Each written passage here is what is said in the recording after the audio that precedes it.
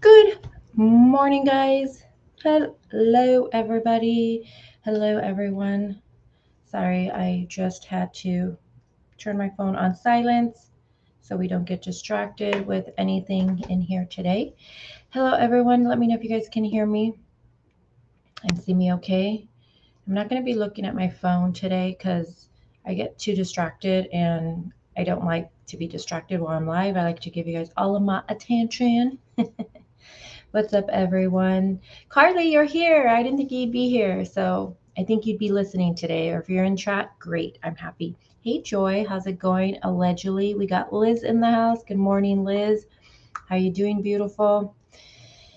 And let me see. Hi, Anna D. How are you doing today? And then, of course, to all the people who watch from afar, who don't participate in chat, you guys are a little bit shy, maybe, or you just like to, listen in while you're cleaning, cooking, whatever it is, while you're driving, doing errands. I appreciate you guys so much. And then, of course, hello to all of the new people who end up popping in because this is a new case. So, hello to all of you guys that are choosing my channel to discuss this bizarre, strange case, and that is Debbie Collier from Georgia. And like I said last time, you guys, this is the first case I think we've discussed for Georgia. I feel like we're always discussing Tennessee. You guys know I love Tennessee, but there's something in the water out there. So how are you guys doing today? You guys hear me taking that sip? Got one of my favorite coffee cups for Halloween. Are you guys a Disneyland fan if you're out there in California? Do you guys like Disneyland? Are you a Disney mom? Are you a Disney parent? You guys, I'm gonna break some of your hearts right now. I am not a Disney mom. In fact, I cannot stand Disneyland. People are gonna be like, this bitch, she doesn't like Disneyland. I don't like Disneyland. I grew up in California, so we went to Disneyland quite often. And I just think it's just overrated, to be honest with you. It's a parent's worst nightmare. I'm saying it. It is. Hey, farm girl, how are you doing? She said, hey, listening in. Well, I'm glad you are. Disney's a scam. I know people are going to get upset over that comment that I'm not a big fan of Disneyland. I'm just not. I have a friend. She goes all the time. She has no kids. She loves Disneyland. And I'm like, well, maybe if you go by yourself, I guess, and you're drinking, then yeah. But when you're with the kids, it's a nightmare. It's so packed. You got kids crying everywhere, mochos everywhere. The lines are ridiculous. It's hot most of the time. And yeah, parents are trying to look happy, but deep down, they're like, at least that was me. Hey, we got Heather Marie in the house. Oh, I miss you, girl. Heather, have you been to Disneyland? You're in California, right? Have you been to Disneyland? Hey, Dee, she says, first time here. Oh, we got a first time here. Well, I'm glad you found our channel to watch. She says, found channel 2 days ago and watched on replay. Love how you keep it real, respectful, and to the facts. Yes. Well, thank you, Dee, for your comment. I really do appreciate that. And everyone give her a big welcome. We do like our facts here. We do. But then we speculate and we theorize also. We do that here too, because at the end of the day, we don't know what really in fact happened. We weren't there. I mean, I don't think we were there. So, we do meet here on a regular and just discuss these cases. So thank you for your compliment. I appreciate it. Heather says 4 times. Did you have fun? I mean, I feel like when it gets darker at Disneyland and they have if it depends on the season, fireworks shows and all of that, yes, that's exciting and I like that. I like when it gets dark, but I feel like when it's during the day, it's so hot in California. Usually when we would go to Disneyland, I don't know. It's a lot. Not a Disneyland fan. My kids like it though. But yeah. Oh, okay. Let me just say this really quick. Allegedly is a guy. You guys keep thinking, not everybody, but people in chat, they keep referring to him as if he's a female. This is a guy. He is previously known as Scott. He is my mod, and he was in here before as Scott, but he has changed his name to Allegedly, which I think is so fitting for him. And yeah, but people keep thinking he is a she, but he is really a he. So just want to put that out there. Hey, we got Kim in here. Aw. Hey, Kim, how are you doing today? I love when I see some of my regulars in here. We got Jen in the house. Jen, are you following this case to the T? Yes, that's a good. Oh, but it's going to be for his channel name, though. That would be smart, Honeybee. She says, allegedly put Mr. in front of the name. That would be, because there's a lot of allegedly's in on YouTube, I feel like, for their name, but they add like you guys know, I'm a big fan of allegedly. What is it, allegedly what, Brit or something like that? Brittany, if you're hearing this, sorry if I'm getting your name wrong, but you know, she has her name included in it. That would be smart, but it's because this would be his channel name, so I don't think he's going to switch it. Oh, it's okay. I'm glad you just popped in to say hi. Thank you for popping in. He says he's the only allegedly. Allegedly. And Jen says, of course she's following this case. Only if you are covering the case, you're awesome. Well, Jen, thank you. Jen's been here with us. Jen and Jules. Jules, if you end up popping in or you end up watching this on the replay, you two guys, Jen and Jules, you guys have been OGs also with a lot of the cases. So thank you guys. All right, so I'm going to share my screen. We're going to get straight on into this discussion. I'm hoping to have this live with no longer than 2 hours because I do have a lot to do. Again, we're talking about, let me add to my screen. We are talking, again, this case about Debbie, 59-year-old Debbie Collier from Georgia, Athens, Georgia. And yesterday, we've been talking about this case for the last 2 days, I believe it is. And it's a case that we're going to continue talking about until we, we get all the answers. There's an arrest, because I think what happened to Debbie, somebody did it. I do not believe she unlived herself whatsoever, especially with all the details. I know some people are kind of thinking maybe she did. I am one that I'm just saying that is one thing. I'm 100%. I don't think she unlived herself.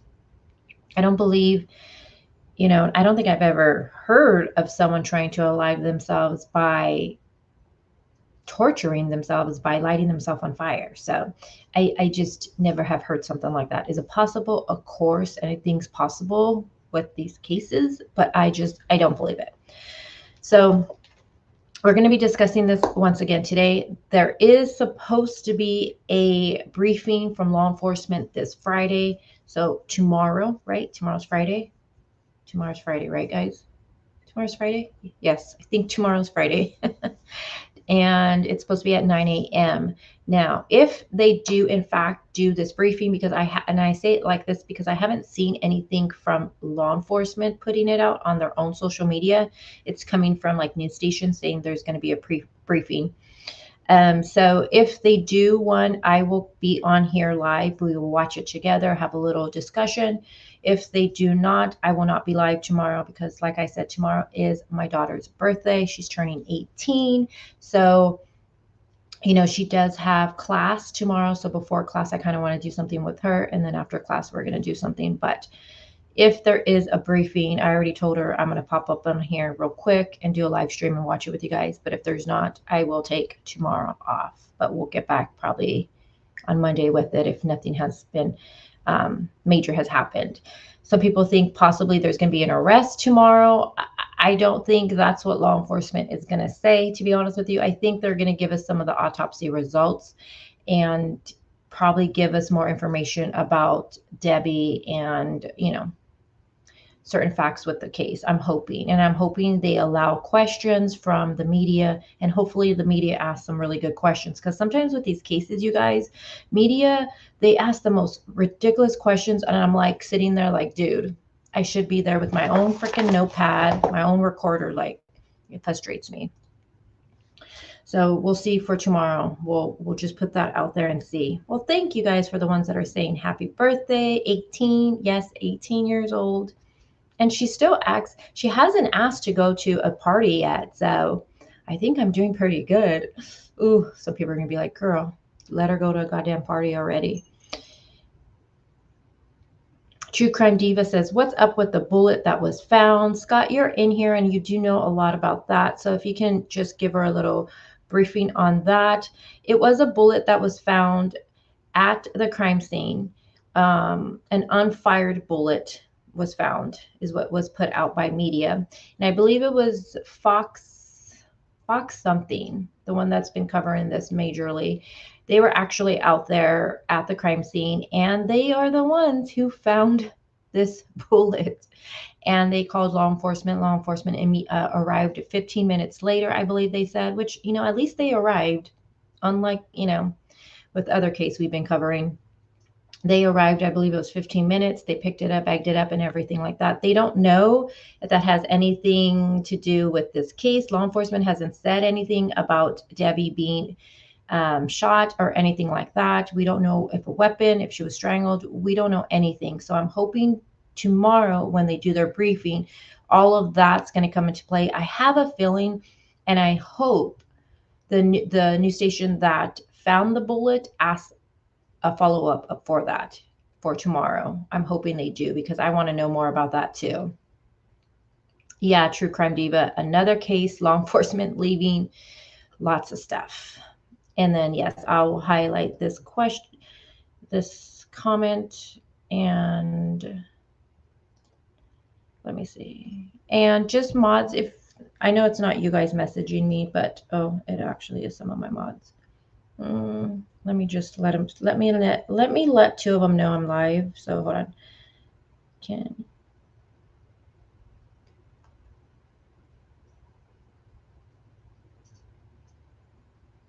All right. Just letting them know I'm live, and if they can chitty chatty on the other thing. When my phone goes off, it's very distracting for me.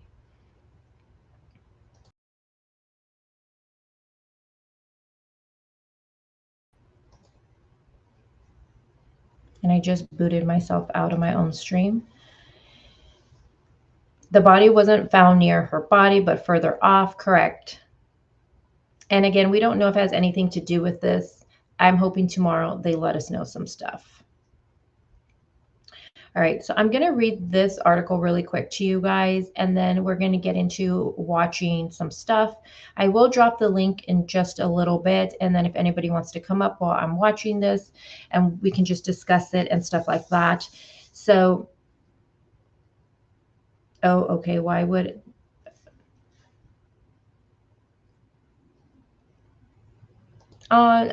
True Crime Diva, thank you for that offer. She says, if you ever need help, let me know. I'm always here in chat. Well, I appreciate that. Thank you so much. All right, let's get this started. Let me take that off the screen. And then again, Scott's in the chat. He knows the case really well. He can answer questions. I'm not seeing Delana here yet. I sent her and I let her know that I was live. Hopefully she pops in. Hey, Sarah, how are you doing today? And then again, anybody else that is popping in. I'm not going to look at chat for the most part right now, because you guys know. You already know. All right. So let me switch my screen around a little bit. All right, just switching things around. Are you guys enjoying some coffee right now? Let me know. Let's watch this little thing right here. Let me unmute it. Never mind. I don't need all that kind of sound going on.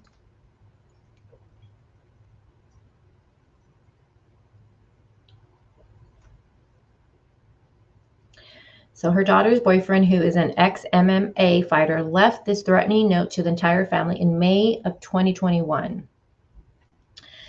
Let's see. Where's my mouse here? Have a nice day. Let's read this. So it says, have a nice day. Have a nice life, you lying ass bitch. Don't ever contact me again. If you or your family ever come near me again, I will hurt them.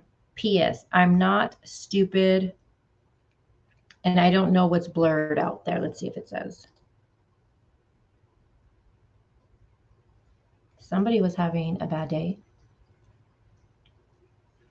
Police records show the couple had a volatile relationship and a slew of arrests. On September 11th, we know that Debbie's body was mysteriously found naked in a ravine in Georgia. 2 years earlier, the mom shared a black eye selfie on Facebook claiming she face planted on the sidewalk. Oof. Now, police have ruled out kidnapping and suicide in the investigation. Let me just go back to that photo really quick. Hold on. Of Debbie. Hold on. That photo of Debbie is brutal.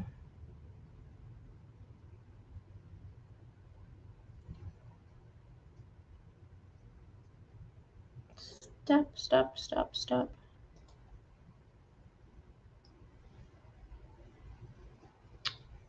What the heck is this? Oh, I clicked the ad. Hold on. Let me see if they have a bigger picture of it. Okay, so this photo right here. Talk about, whoo, face planted. She says she fell on the sidewalk.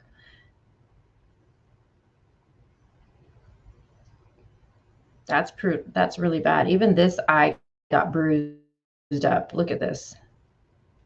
Or is that makeup on that side? That looks like a bruise to me. But she said she fell. All right, let me read this to you guys really quick.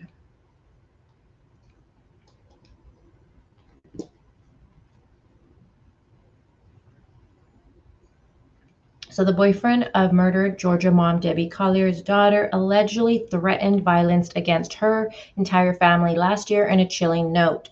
And I believe it was back in May of 2021 it stated.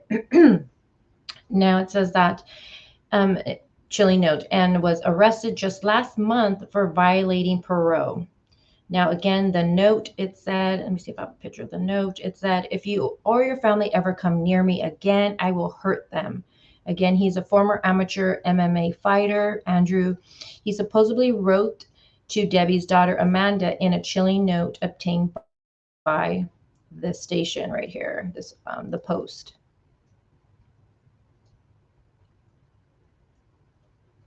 Now, the handwritten message, again, we just looked at it. It's written in green marker, which included in police evidence photos following a May 2021 domestic dispute between Amanda and Andrew, who were living in a home owned by her stepfather, Debbie's husband, Steve. So remember, we looked at that home yesterday. And it looks like Amanda has lived there at that home off and on.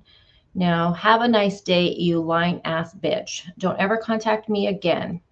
Andrew apparently wrote in the note before making the threats. According to the police documents, Amanda claimed her boyfriend had broken into her home, screamed at her, and attacked her, showing police bruises on her shoulders and arms. So let me see. I think, yeah, so this one right here. So this is going to be the bruise that she shows law enforcement on her arm, on her shoulder area.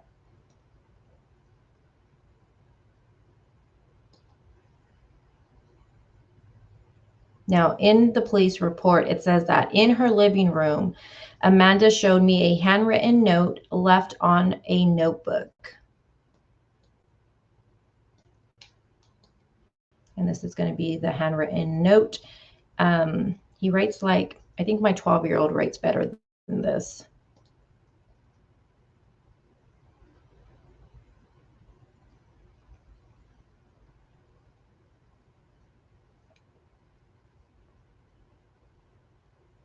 Hey, crazy mama. She says, hey, party people. Hey, Amanda S. Vita.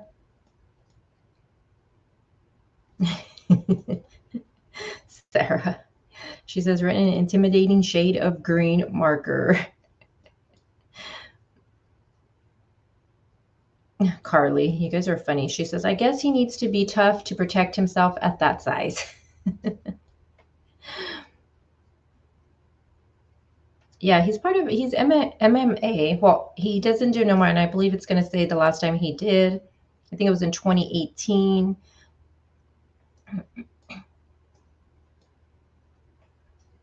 Good morning, Buttercup. How are you doing? So again, this is the note that he wrote on this. I like how they blur out the bad word. Like we can't say the B word anymore on here, but so right here it says PS. So he writes this note, then he says, PS, I'm not stupid. Here's your, does it say what he says? Here's your blank toy. What is this right here? This last word.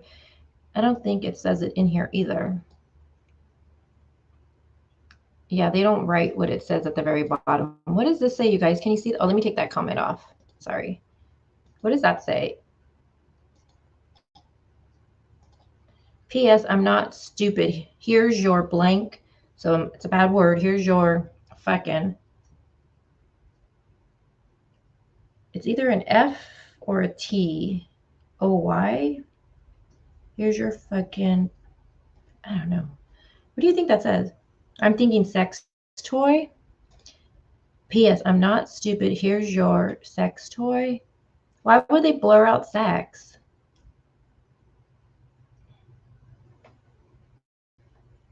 No, upside down. This is not. So Andrea is not the brother. He's not the brother. He's not the son. This is going to be Amanda, who is Debbie's daughter. This is her boyfriend, on and off boyfriend, and they have a dysfunctional relationship. F toy. Oh, that's what I was thinking too. So, P.S. I'm not stupid. Here's your fucking toy. I'm not your fucking boy. No, not boy. It's an F or a T. I don't know. But it's funny because in all the articles, they write out all of this, but they don't write this part out. So I'm not sure what it says. But he's clearly upset here. You guys are saying sex toy.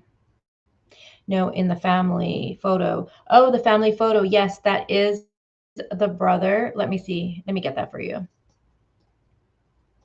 That is the brother. Yes. So you're talking. Okay.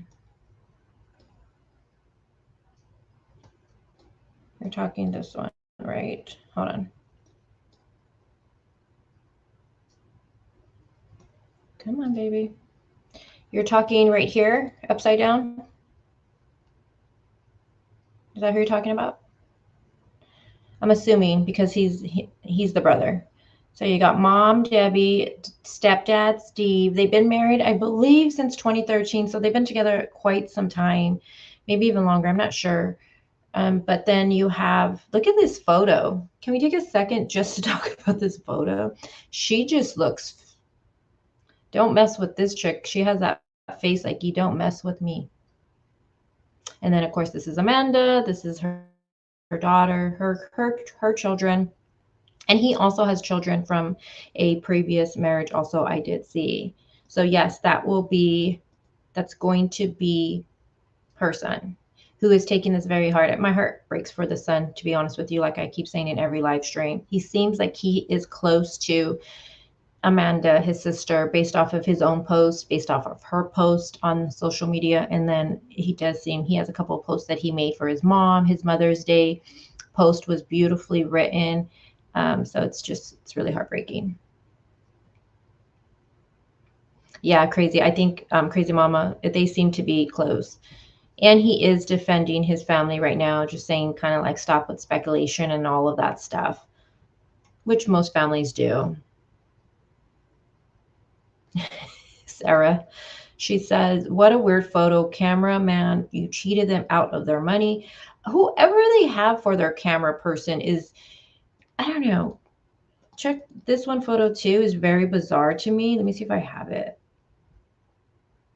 I don't have it here. Hold on. I want to show you this photo. I know I have it. Hold on, guys. This one photo, this is a photo that I think I sent to Scott, and I was just like, it was like when I first started following the case, their Facebooks were public at the time. Amanda had two of them, I believe.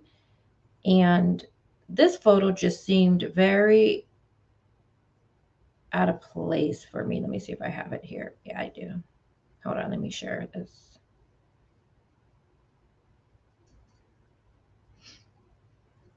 And again, if you guys are new here, welcome.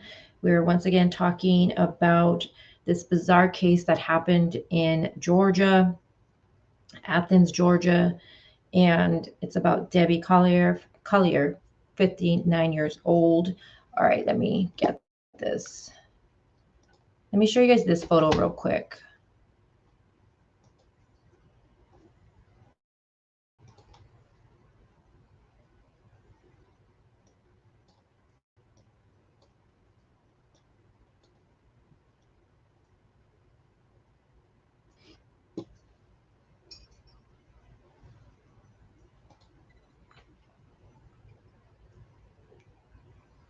Why did it take 2 weeks for the husband to give a statement?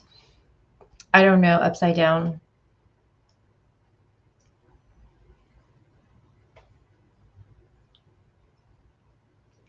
The first person I seen that did anything with media, even though they remained anonymous, that I seen, you guys let me know, I think was Andrew, the boyfriend. He did a interview, but he wanted to remain anonymous. They didn't say his name. They didn't say they didn't show his photo or anything like that. And in the article, it actually referred to him, which I thought was funny, um, Amanda's boyfriend or friend or something like that. You guys can hear my dog probably barking. He's outside today. Okay, let me show you guys this photo.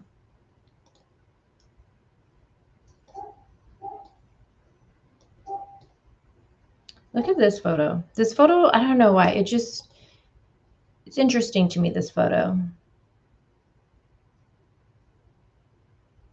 It's like she's like the oddball or something in the photo. I don't know. It's just a strange, I don't know.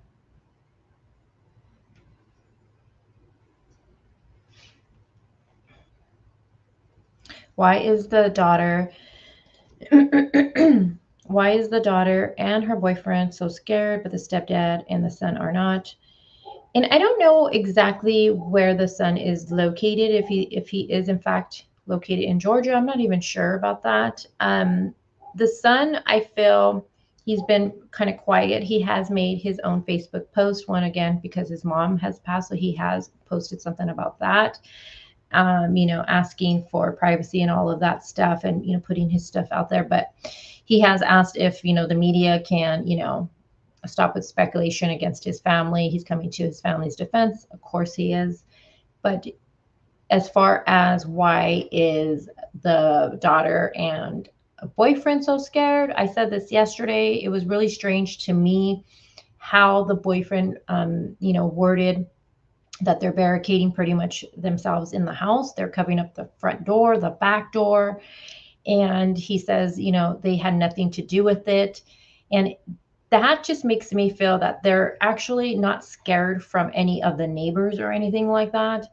I feel like they're scared because how he says they had nothing to do with this. I feel like they're scared that law enforcement is thinking they possibly had something to do with it. And that's why they're scared. Keep in mind, too, there was a search warrant done on their home, and that is the home that Amanda and her boyfriend live in, and their phones were taken. Boyfriend's phone was taken by law enforcement, Amanda's phone was taken, and also dad's. But by far, we do see it seems like they are really paranoid inside that house. They probably think cops are coming any day for them, which is kind of suspicious to me. I don't know. Let me know what you guys think. That's kind of suspicious to me that they're that scared.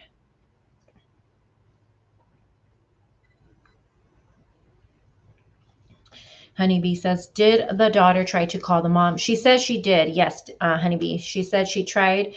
So she gets the Venmo transaction with the amount around 317. And she said it scared her. She said that transaction, that message, it scared her, she said.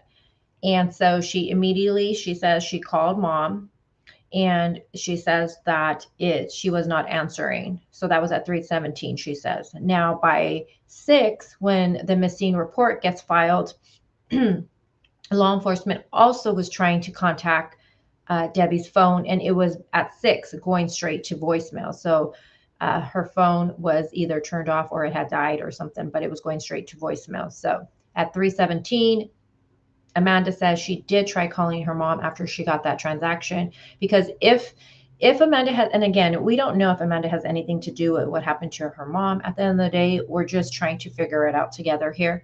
But if she had nothing to do with what happened to her mom and she legit like doesn't know anything, right?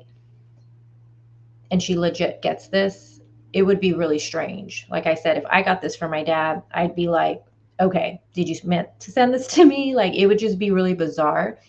And I would definitely think I would call my dad, I would call my stepmom, but of course there's going to be proof in the pudding if she actually did contact her mom in the phone records. And again, even if they try to delete stuff off the phone, law enforcement can get that information. I don't know if they have an iPhone. We know Apple, it takes a little longer. Apple does protect one's privacy. We know that. But it does take a little longer, but I'm not sure what kind of phone they have. If it's iPhone, it's an Android or whatever. Also, if burner phones were used, we don't know anything. But we know that at least law enforcement got their phones. Okay, let me get back to reading this to you guys. Okay, so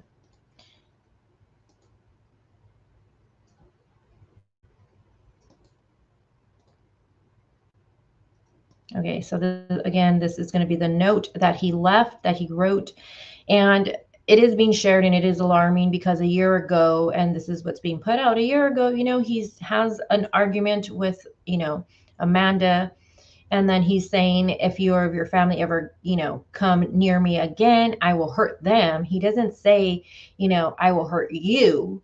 He says, I will hurt them. So, it is kind of alarming that he is making threats against her family. And then you have, fast forward a year later, Debbie is found in a very brutal way. Okay, I think I'm just going to shut my phone off, you guys, if that's okay with everybody. So if you guys need to get, I'm going to turn my phone. I can't turn it off though because my girls are at school. I don't know how to like completely turn off the sound with my phone. I don't know. Okay. So to me, that is alarming that he makes a threat not to Amanda, but to her family.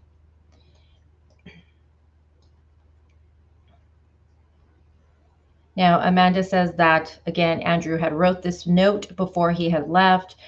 And then again, a little bit about Andrew. He was an amateur MMA fighter. His record of 4 wins and 3 losses, but he hasn't fought since, I was correct, 2018. Now, he was arrested and hit with various charges, including battery, as a result of this particular incident that we're talking about. And we're going to watch that little short clip of him. It's the body cam footage. It has him on there for this thing that we're reading. That's why I want you to read this event right here. And then there is a small clip of Amanda also from that body cam. I'm going to request the whole body cam footage because I personally want to see the whole thing. Now, Athens Clarke County Police described the two as having a family violence relationship. Now, Andrew did intentionally cause visible body harm to Amanda. She had visible bruises to the right arm and shoulder. Again, that's going to be this photo here. This photo, where did it go? Oh, this photo here. And it looks like they were making some food right here, whatever that is. So she had a bruise on her arm, claims he did it.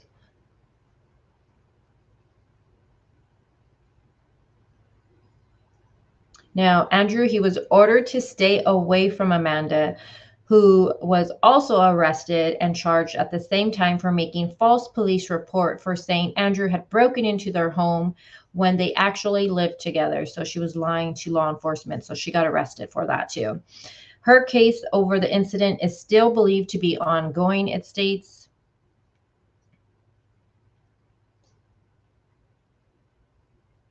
Now, the police report also quoted a man who identified himself as Amanda's stepfather. Again, that's going to be Steve.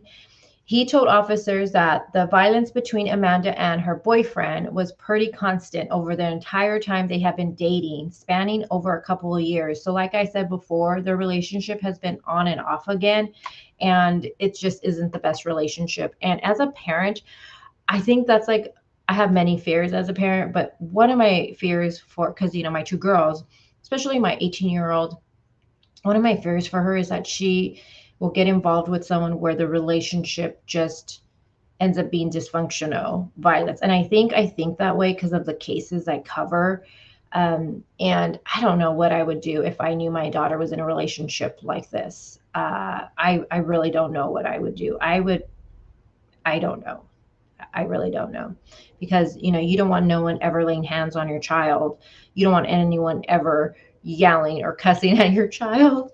I think I would flip if I ever heard a dude even say the F word to my daughter. And if the guy was over 18, I'd probably slap the shit out of him, like slap him literally, like, don't talk to my daughter that way. You guys are like, oh my God, you're too much. I don't know what I would do, but yeah. So, the stepdad saying that this is how the relationship has been since they've been dating. Oh my gosh. Now, despite the order to stay away, Amanda and Andrew appear to still be living together in the same house, claiming they moved back from Maryland just 2 days before Debbie disappeared. And that's something that we talked about. I think it was like on the first live I know we did. Remember, Andrew did an interview. He stated they just moved back on Thursday, then into the home that stepfather owns. And then Friday, Andrew says that Debbie bought them lunch. And then Amanda says that she had, dinner with mom. And then on Saturday, this happened. And another thing, I'll keep saying this till I'm blue in the face, the night before, and I don't know if this article goes into it, neighbors claim they heard arguing coming from the home. Now, again, Andrew said that his and Amanda had their phones confiscated by police after Debbie's death. He says they've interrogated all of us, the people who are closest to Debbie, and are kind of looked at as suspects right now. So once again, Andrew feels that they are being looked at like suspects. So it's interesting, fast forward to what we discussed yesterday, that him and Amanda are in fear and they're barricading themselves in the house. They say we haven't done anything. I think they're in fear of law enforcement. I think they think they're going to be arrested. And I think that's why. But then it's kind of scary. What are you going to do if law enforcement comes banging on your door? You have that shit barricaded. So that's what's kind of scary, that they have it like that. So I don't know if they own any weapons or anything like that. That's just kind of like a little scary thought. Now, however, it is standard, we know this, police procedure to interview relatives and those who were last to see a person alive following a murder. We do know this as part of the processing of eliminating them from the investigation. Very true. So that, them being questioned and all that, I don't think anybody is surprised by that. I thought it was kind of interesting, though, that his phone was taken. That's just me. Let me know what you guys think in chat, or if you watch this on the replay. I do think it's interesting that they took Andrew's phone. I understand Dad's phone. I mean, you would take his phone and have a warrant on the home with that one. And you would follow up with, if he was at work and all of that stuff, because he does say he went to work in the morning. And I guess Amanda, because the transaction went to her with the Venmo. But it is interesting that they took boyfriend's phone. I don't know, like, what do you guys think about that? Protocol. Yeah, but I don't know. So this photo right here, you guys are looking at, this is the mugshot of Andrew. Again, this is Amanda's boyfriend. Now, neither Amanda or Andrew have been named as suspects of person or interest by Habersham County Sheriff's Office or the GBI, who are jointly investigating Debbie's death. I always trip out when people take a mugshot and they smile, or they have a little grin on their face. If I ever got arrested, I'd probably be like cry face. I'm such a spaz.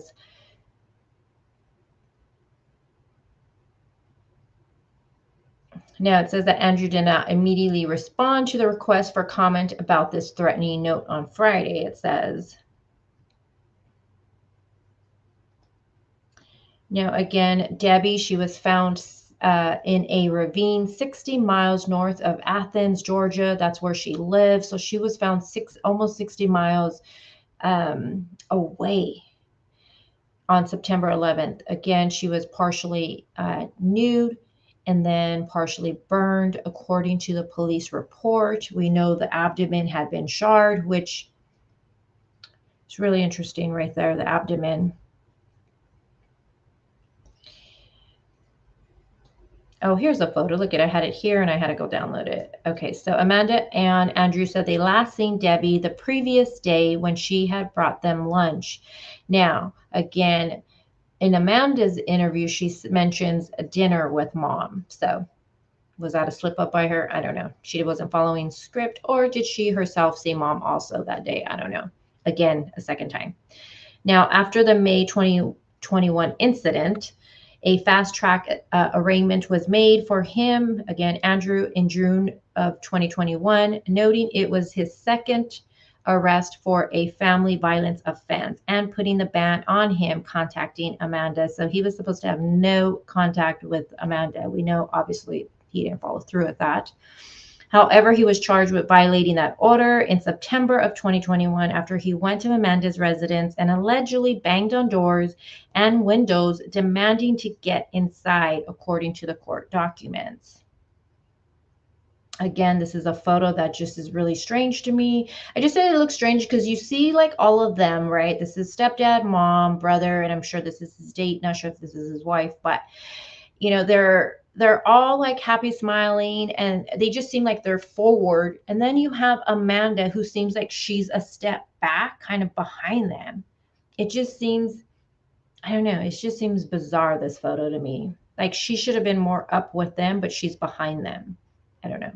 But you have them all together right here.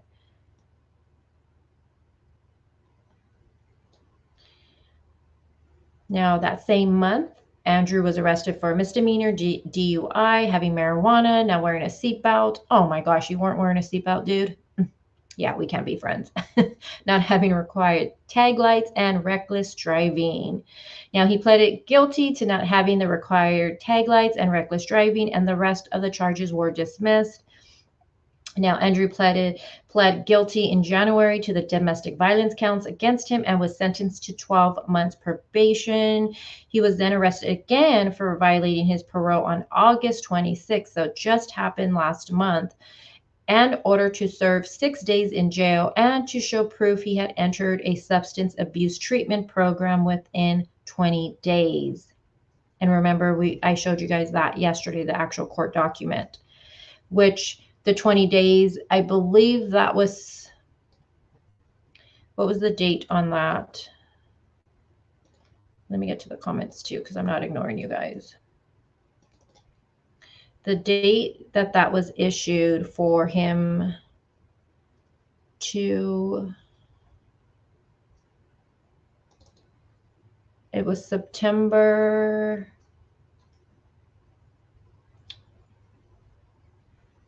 let me see.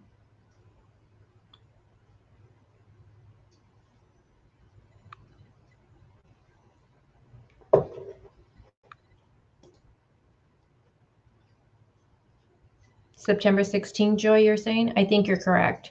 I believe it's loading, so I think you are correct. So September 16th, the court document was dated, and he had 20 days to show proof. I think you're right. I'm going to trust you, Joy. I think you're right. That sounds about right. So he had 20 days to enter a substance abuse treatment program. And there is a men's, let me see, is she in my chat? Girl, are you in my chat? There is where There is a recovery men's home. It's called Victory. Gosh, where is it? Victory. Do I have a photo of it? Let me see if she's in my chat.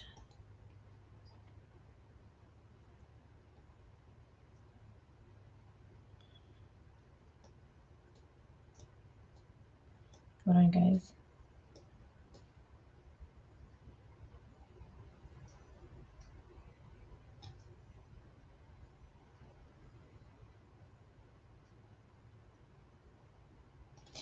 Sarah, she says, I hear the hesitation about the abdomen. Well, I don't know. It's something that I've been saying from the beginning with this case, knowing her abdomen was charred. I know some people have their own theories with it, but why there? Why the abdomen? And of course, if you burn something, you're trying to get rid of DNA. Yes, I understand that. But I am one who thinks this is all staged. I think a lot of what we're seeing with what we're hearing about the crime scene, I definitely think that the Venmo whole transaction is completely staged. I think that that's my opinion.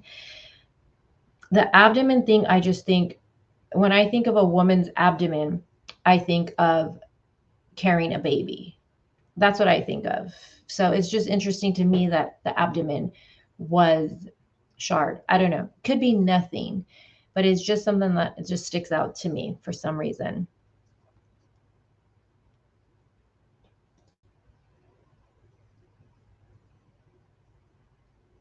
And profiling, is it profiling evil?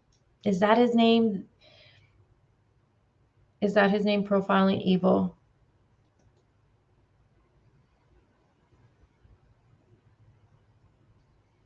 I think he might be covering this case, and I want to go and check to see if he's made anything. We're going to watch something where he does discuss it on court TV, but I want to know if I'm sure he's covering it himself in his channel, but I do want to check to see what he's actually saying about his opinion with this case. He has. I definitely, Mike King. Yes. Thank you, Sarah. I know he was on court TV, and we're going to watch that in a bit, but I do want to see if I want to watch whatever he has himself on his channel.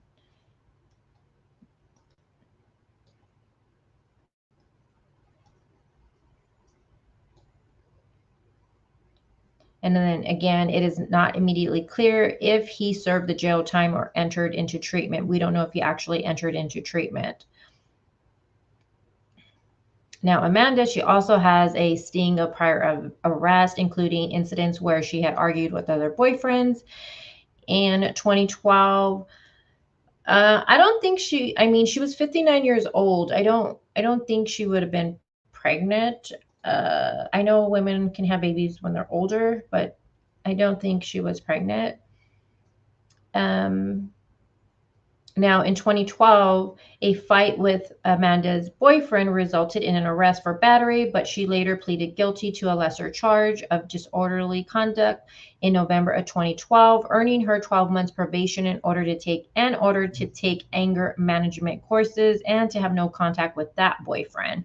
So Amanda just has been, and I've been, since 2018, 2018, 2008, I seen that she's just been having problems with the law. And it seems like anger is one of them. Relationships is another problem. It seems like dysfunctional relationships she seems to be finding herself in.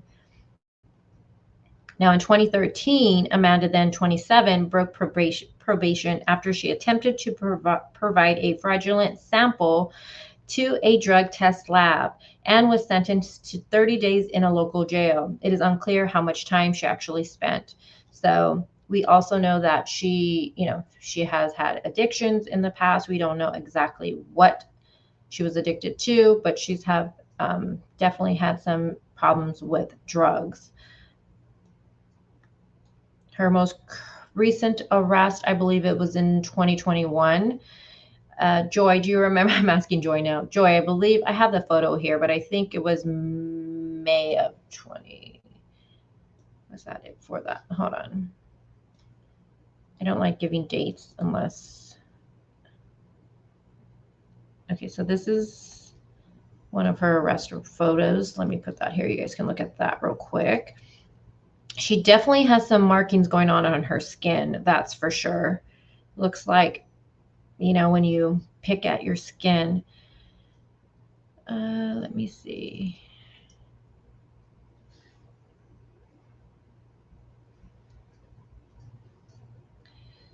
So 8/17/2021, date of booking for her. So, and it was for possession of a Schedule 3 controlled substance. So she's definitely had her troubles with drugs in the past.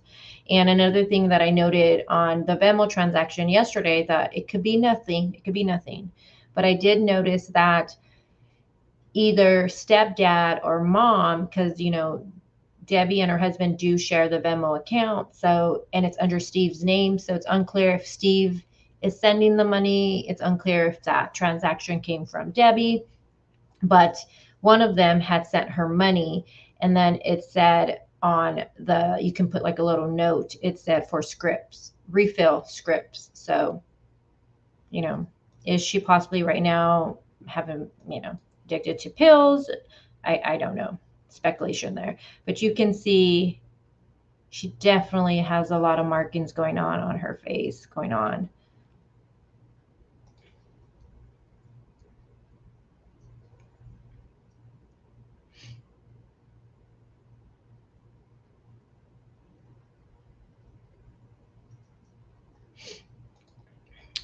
It would say who sent her money, even if they had but it's only his name on that account for the Venmo. So when we look at the transaction, it just looks like this. Let's see, we'll say this one right here. Is it this one? Example, like this. So Amanda paid, Jeffrey paid, Amanda paid. So I'm trying to see where's the one that says scripts on it. So for this one, Steve, you said how it always just says Steve on here. Is stepdad sending her this, or is this actually coming from Debbie at the time? Because it's only his name.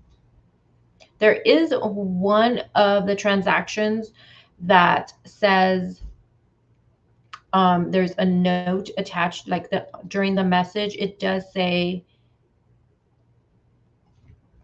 from Debbie and has her last name on there. I think it's this one. So, like for example, this one, you can see Steve paid Amanda here, but on the note it says to Amanda from Debbie. So again, who's paying Amanda originally, I don't know if it's actually coming, like if dad's sending her the money, if mom is sending it. That's what I'm trying to say. I don't know.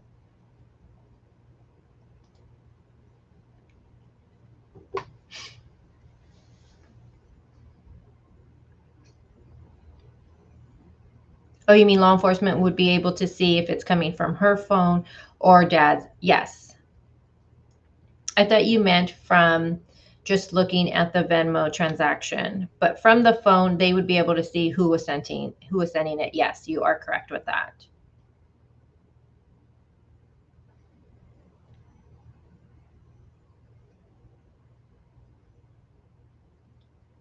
No, I get what you're saying now. I thought you meant like we can tell from just looking at the transactions on Venmo, like us looking at it, how we are now, we'd be able to tell if that was Debbie or not sending it. But I see what you're saying. The phone would identify it, like if law enforcement would be able to see if it's coming from when they look at it. I get what you're saying. Hey, Mod Squad.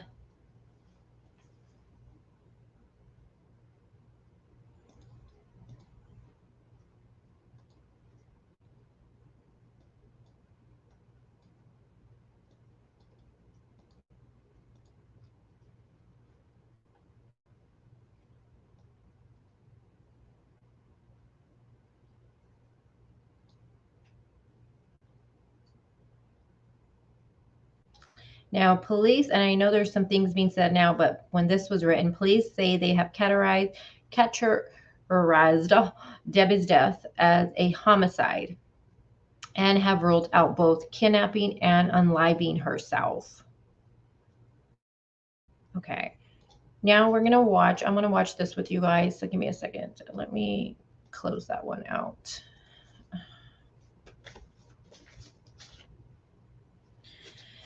Hold on.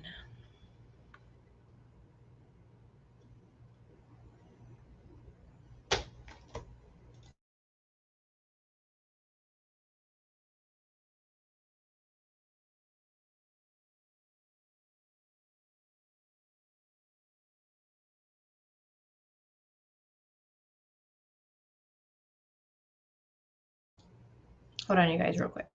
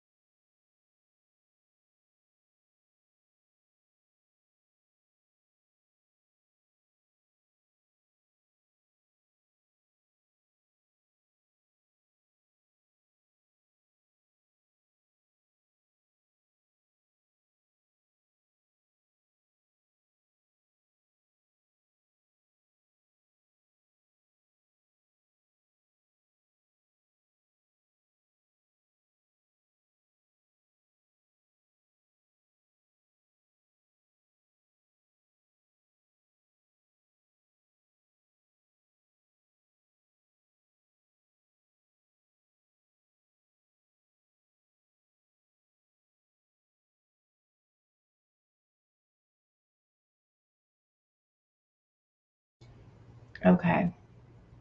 So now we're going to watch the body cam footage with Andrew for the day that we just read about. So I'm going to mute and we're going to play this.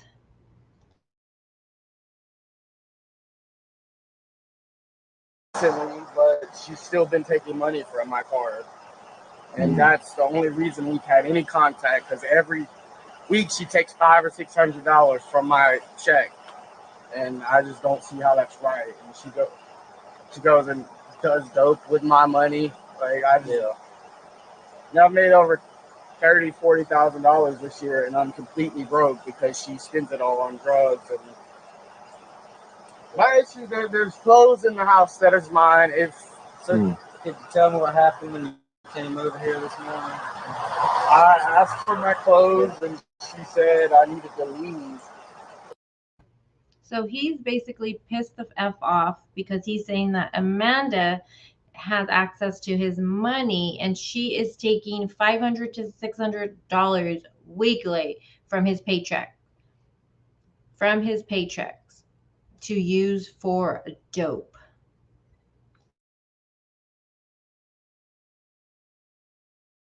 I mean, I just got here.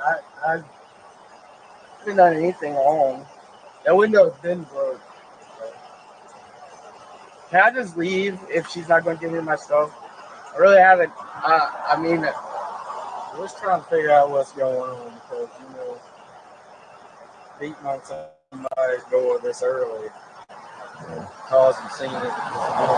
So, I understand. Like stuff's been stolen or whatever. But she said to not ring the doorbell because the cat was. I just knocked on the door.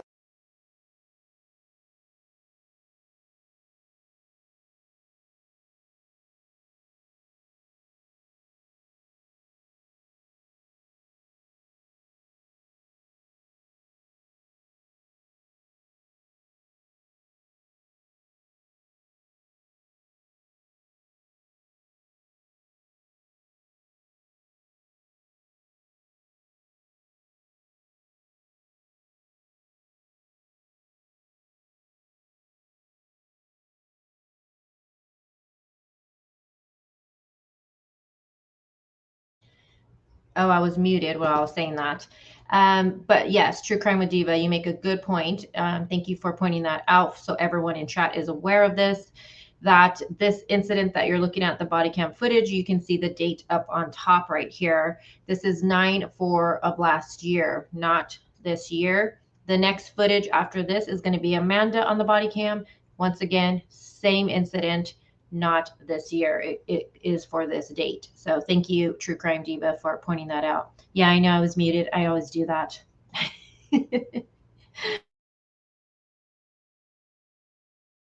I haven't done anything that they're saying. I mean, they've already made false charges against me before. So y'all were talking through the door at each other? So, trying to. But I mean, if she wants me to leave, I'll leave. I didn't know. All right, man. Can I just go? Just stand by with me so he can talk to her. What's your name? Andrew. Andrew. I just want to be done with her. I mean, Have y'all? She's been cheating on me. She's been doing drugs. I've never done any drugs in my life. Have y'all had police involved before in y'all's business? Yeah, and that's why I'm trying to get my money back, because we're not supposed to have contact, but she's taking $500 each check. Why aren't y'all supposed to have contact, Andrew? Because... Is there like a court order? I guess so. I don't know. I went to court a while back, but... Did you get arrested? I've been arrested before. I do want to point out how he says that, you know, Amanda's been allegedly cheating on him. She's been doing drugs, taking his money from $500 to $600 weekly from his paycheck. And he also says he's done nothing wrong, pretty much. He's never even done drugs. But then, obviously, we know that he had to, from court records, had to put himself into a drug home. So, yeah, Andrew. Not telling the truth quite, are you here?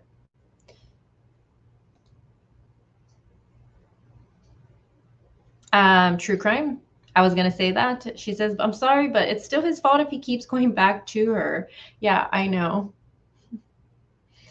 And here's the thing too. Why does she even still, if you guys are broken up, why does she even still have access to the bank account? You guys share a bank account, split that shit up, close that shit. If me and my boyfriend broke up and we shared an account, you best believe the first thing I'm doing is I'm removing his ass from that account. You best believe that. So again, come on. Hey, Russian girl, there you are.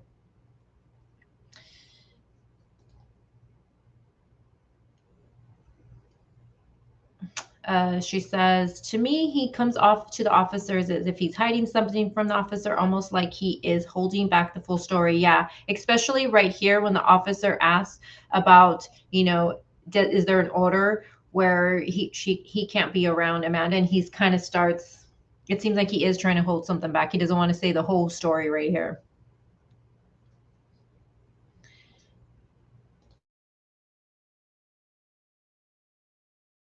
Well, the last time I got arrested because they falsified whatever. I mean, her mom, dude, I don't know what the issue is here. I don't know why I'm so unliked.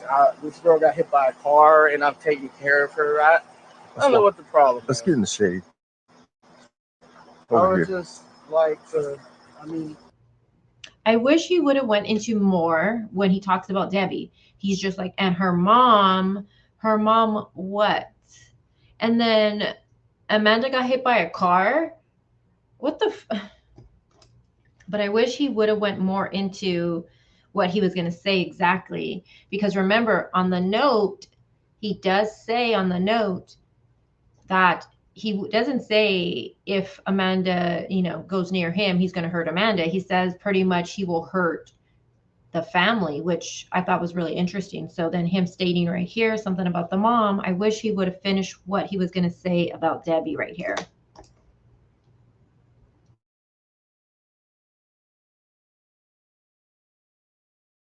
I work hard. Where do you work at? Williams-Sonoma. Williams-Sonoma. Okay. I just want to know why it's okay for her to steal $600 a week from me, and I can't do anything about it. It's not okay. So we're here now, so because last time I went to court, I mentioned that, and what'd they say? I mean, well, they pushed it back till another day. So like, how does she have access to your money? Well, long story short, when we were together, Hold on, hold on. I love how the officer, well, you're complaining that, you know, she's taking $600 a week, and you're right. Mod Squad says, if someone could steal once from me, okay. But every week, come on, bro. Like every week, this chick is stealing $600. $600 is a lot. $100 is a lot. Get the frick out of here. I love how the officer says, well, how is she doing that? Every goddamn week. How is she doing that?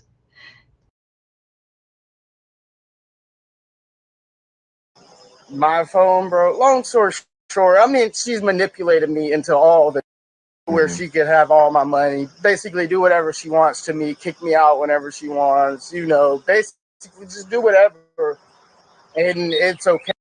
So I'm gonna say something that's gonna piss people off. But basically what he's saying is he's a little bitch boy, is what he's saying. Is what he's saying. So he's kind of, I'm getting the point now that he's allowing this shit to go on. He's allowing her to control, manipulate him for giving. Damn, girl, Amanda, you got this guy letting you take $500 and $600 a week. You're out there cheating and doing drugs. Allegedly. Okay, because I'm a man. There's nothing I can do about it, like other than just let her do it and or leave. But how does she? I'm asking. Well, And if you guys don't want to watch this with me interrupting it, you can totally watch it. It's up on the news. But him stating because he's a man, she's able to get away with it. Bullshit, bullshit. No matter if you're a man or a woman, no one deserves to have $500 or $600 taken from them. The problem here, and I think we can all agree, you, Andrew, are allowing it. And if you weren't allowing it, then you may not be liking it, but you allowed it because let's be real. If anyone doesn't want their money to be touched with, what are you going to do? You're going to cut them off. You're going to take them off the account. You're going to open a new account, take your money out. Come on. Like, I don't have no sympathy for this dude right now at all. Sorry.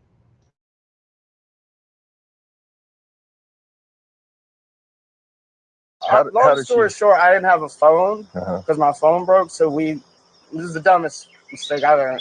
We linked our cards together so she can send herself money Mm-hmm. from my card.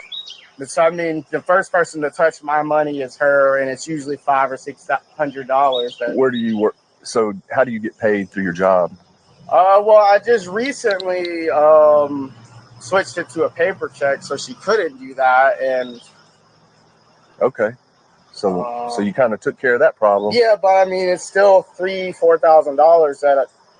You know, you got to go to court for something like that. If she's not willing to give you the money back, you got to take her to court, a civil court, because y'all live together. So it's a civil issue. We don't live together anymore. Y'all did though. Okay. So I'm just trying to figure out because I've told her like, hey, don't take any of my money. I'm staying at my grandma's, and then all of a sudden. So what happened? What time did he show up?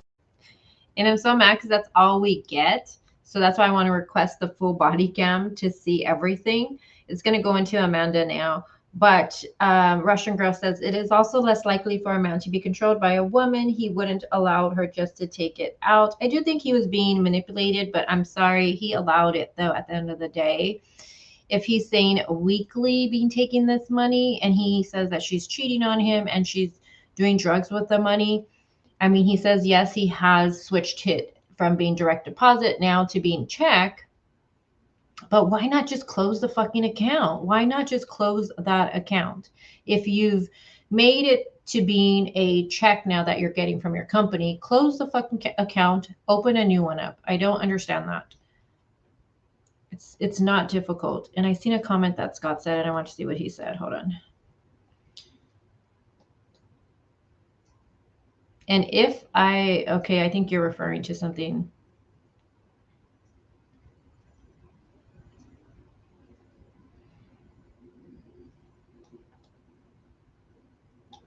That's a question that I think a lot of us have. Does Debbie have life insurance? Does she have a life insurance policy? And could that have been motive? That is a question.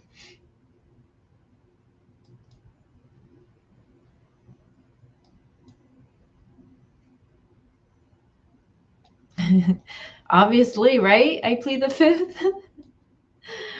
I like how the officer is so calm about it with these questions. And such, he's just like, wow, how is this even happening?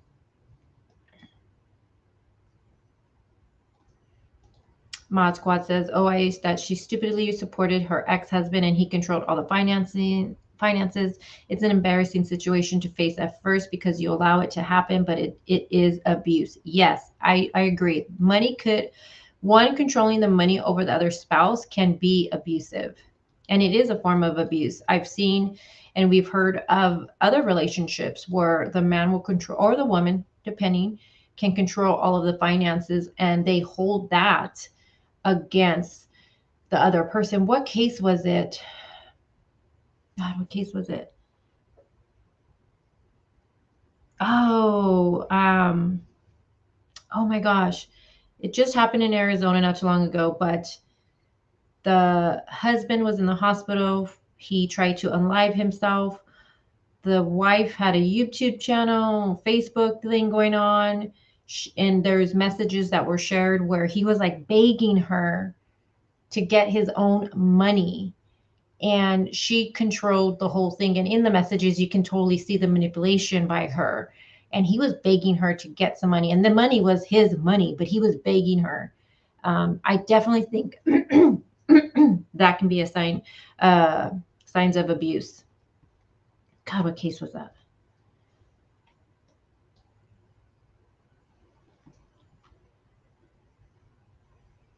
I know. I'm not even going to try to go back and find the first part. I missed it all. I'm sorry. I got to the last part.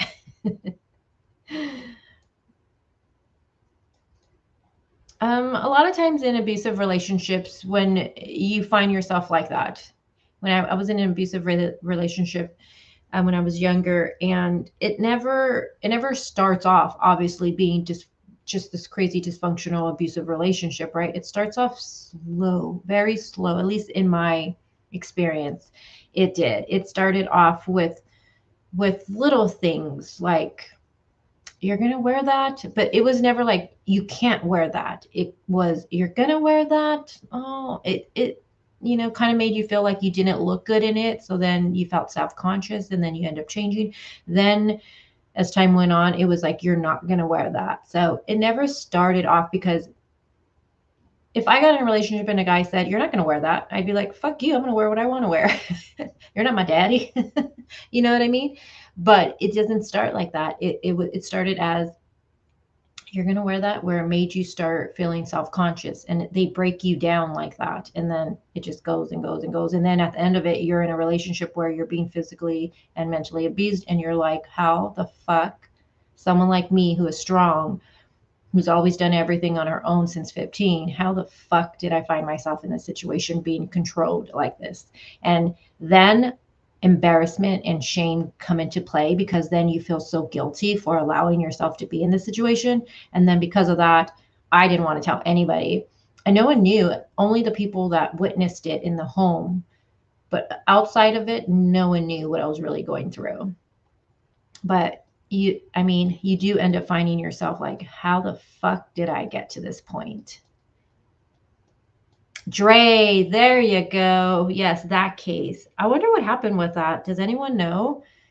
Did he ever come out of that coma? I wanted to cover that case at the channel. I was following it, and that shit was bizarre, and especially because it was in Arizona. But that was a bizarre freaking case. And I requested to get, because real quick, I don't want to get too sidetracked, but the story is he tried to unalive himself, right? So I tried to request the reports for that, and I was denied, said it was because it was an open investigation. And that threw me off, because I thought it was an unaliving situation, and I thought it was closed. So I thought that was pretty interesting that they were saying, no, it's still an ongoing investigation, but I got denied. I couldn't get my hands on that.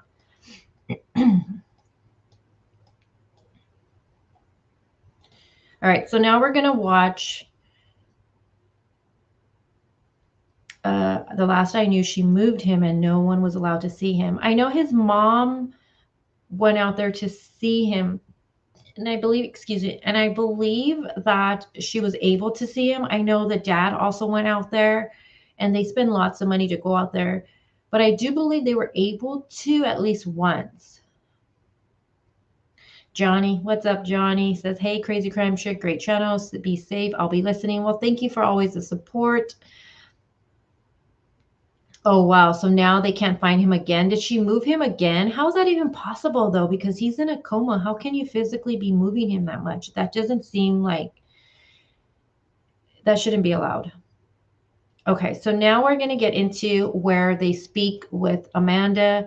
Now, there is a part to this that they have muted. Sometimes with body cam footage, they will mute certain information. They don't want it to be, law enforcement does this, the editing of it. So they don't want certain information out. So there is a part where it's muted here. So I don't know what's being said, but let me hit play.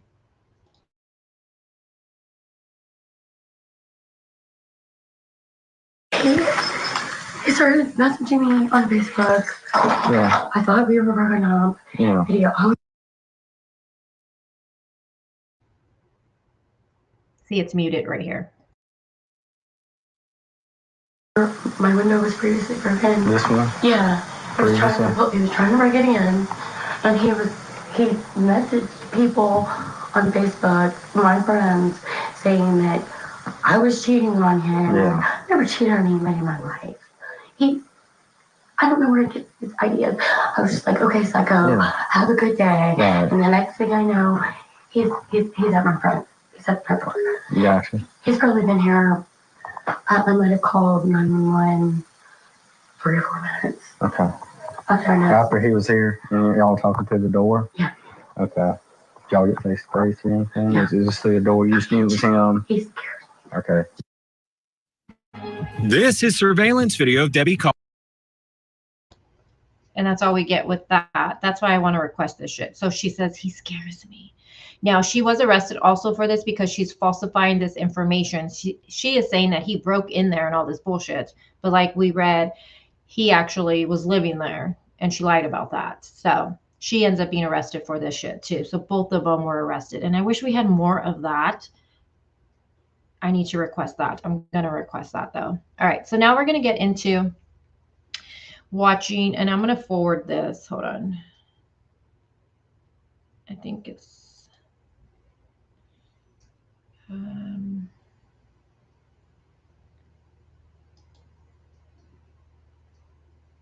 I guess we'll just watch the whole thing. Hold on. We'll watch the whole thing together. I'm going to drop the link. If anyone wants to come up and watch this with me, you're more than welcome to. The next recording we're going to be listening to is about 30 minutes. Now, it's going to have, this is from Court TV, and I really want to watch this with you guys because they do have they have a PI on, they have Profiling Evil, my king on there, and I was really interested to see what he said. So they have some professionals on here talking and giving their opinion with this case. And I agree with everything that they're saying.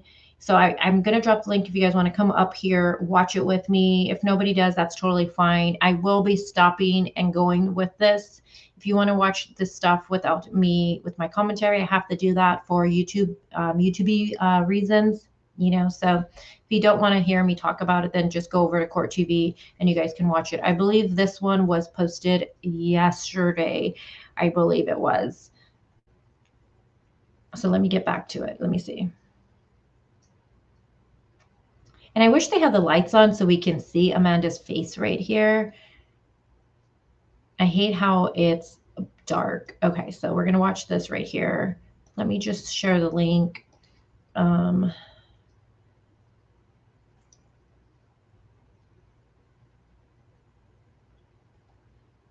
her husband was on scene, I noticed that right hand was in his pocket. He almost looked relaxed talking to police, which is odd. When her husband was on the scene, I noticed that his right hand was. Do you have a photo of that, Russian girl? Or is there a video of that? The husband looks like he has, his legs look like Maybe he might have a bad knee or something. They are they married, Amanda and that? No, they're not married. His name's Andrew. I plead the fifth. So boyfriend's name is Andrew. No, they're not married. Oh my gosh. A parent's worst fear is your daughter is marrying. Your daughter is going through things, obviously addiction, and has some anger issues. And then she gets involved with someone, same stuff. Oh Lord. The only people married here is going to be Debbie and her husband. Her husband is not the children's father. Okay. So I'm going to hit play. Let me just share the, how do I do this? Invite. I hardly do this, so hold on. And again, if you just want to come up here and, you know, how do I do this?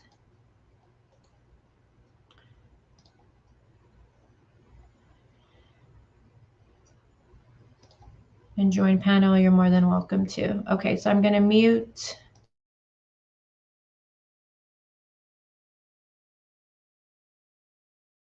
Of Debbie Collier inside a Family Dollar store in Clayton, Georgia. The 59-year-old mother of two buying a rain poncho, torch lighter, paper towels, a tarp, and a tote bag. The very same items that would be found near her naked and partially burned body 13 miles away in this wooded area on September 11th. At this time, there is no evidence to suggest or support that this incident was related to a kidnapping or that this was a suicide. So again, very important, law enforcement stating that was early on that they don't believe, and I don't know, it's interesting that early on, that's what they put out. They don't believe this was a kidnapping, and they don't believe that she unlived herself. Let me add that on the screen. And then, hey guys, what's up? What's up? Thank you guys for joining the panel. All right, let me hit play. I just want to say I'm a real boy. No one's questioning it. And then hello, and how do you pronounce your name? Is it Elena? Alina? I think she's trying to talk in chat. You have to click the mic button if there's like a mark on it, like a cross off. She doesn't have it muted. I don't see her muted.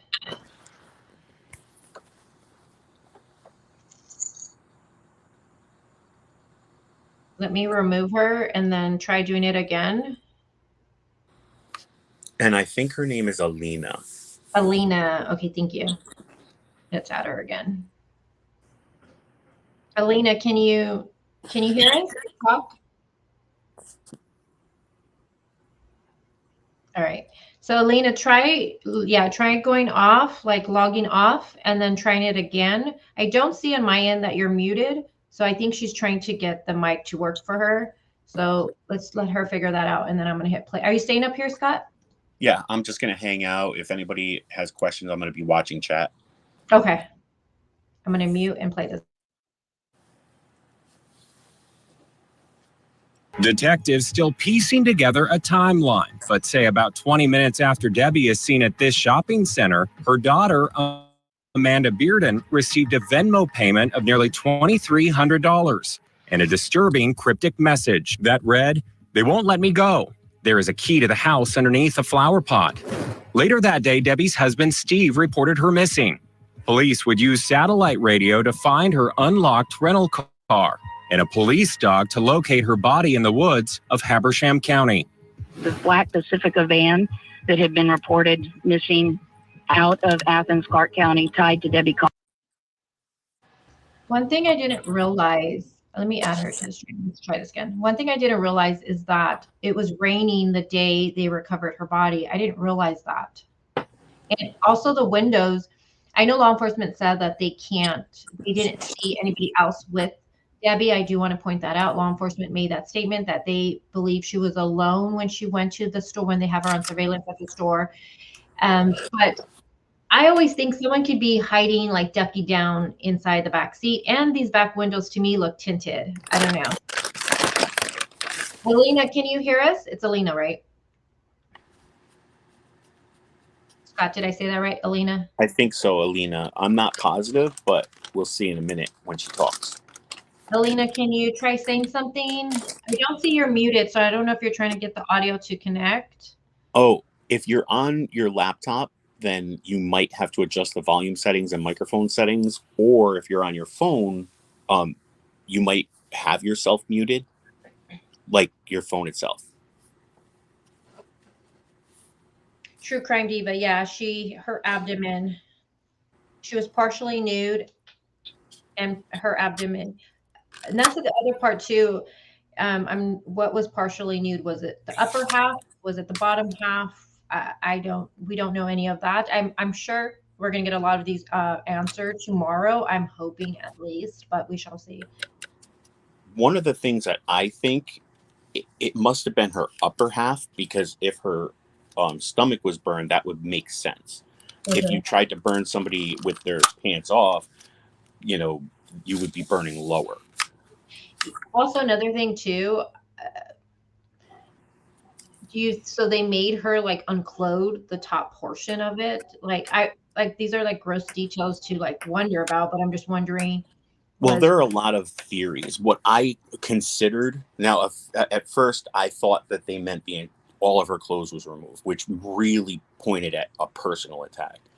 But after I heard that it was partially, what could have transpired is somebody was telling her to do something.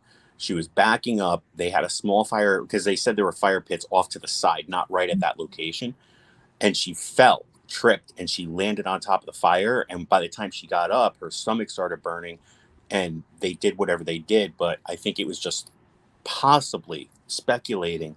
Maybe she tripped and fell. Yeah, and they bring that up during this. I don't know if it's Profiling Evil who says it, or someone says it on panel, what they think about that. Hold on, Lena logged off, so I think she's going to try again. So let's let her try to connect and then play. Collier van that she had rented, according to her daughter. And I was very surprised to find it off a major highway, US 441, which is the main road connecting North Georgia and Western North Carolina. And the law enforcement officials and crime scene tape were right there in plain view of all the passersby. It's a heavily trafficked route. According to the incident report, Debbie's daughter was alerted by police of the car's location and arrived at the scene in a hysterical state. After a canine was brought in, Debbie's body was located down an embankment, nude and partially burned. Police say her right hand grasping a small tree and remains of a fire nearby.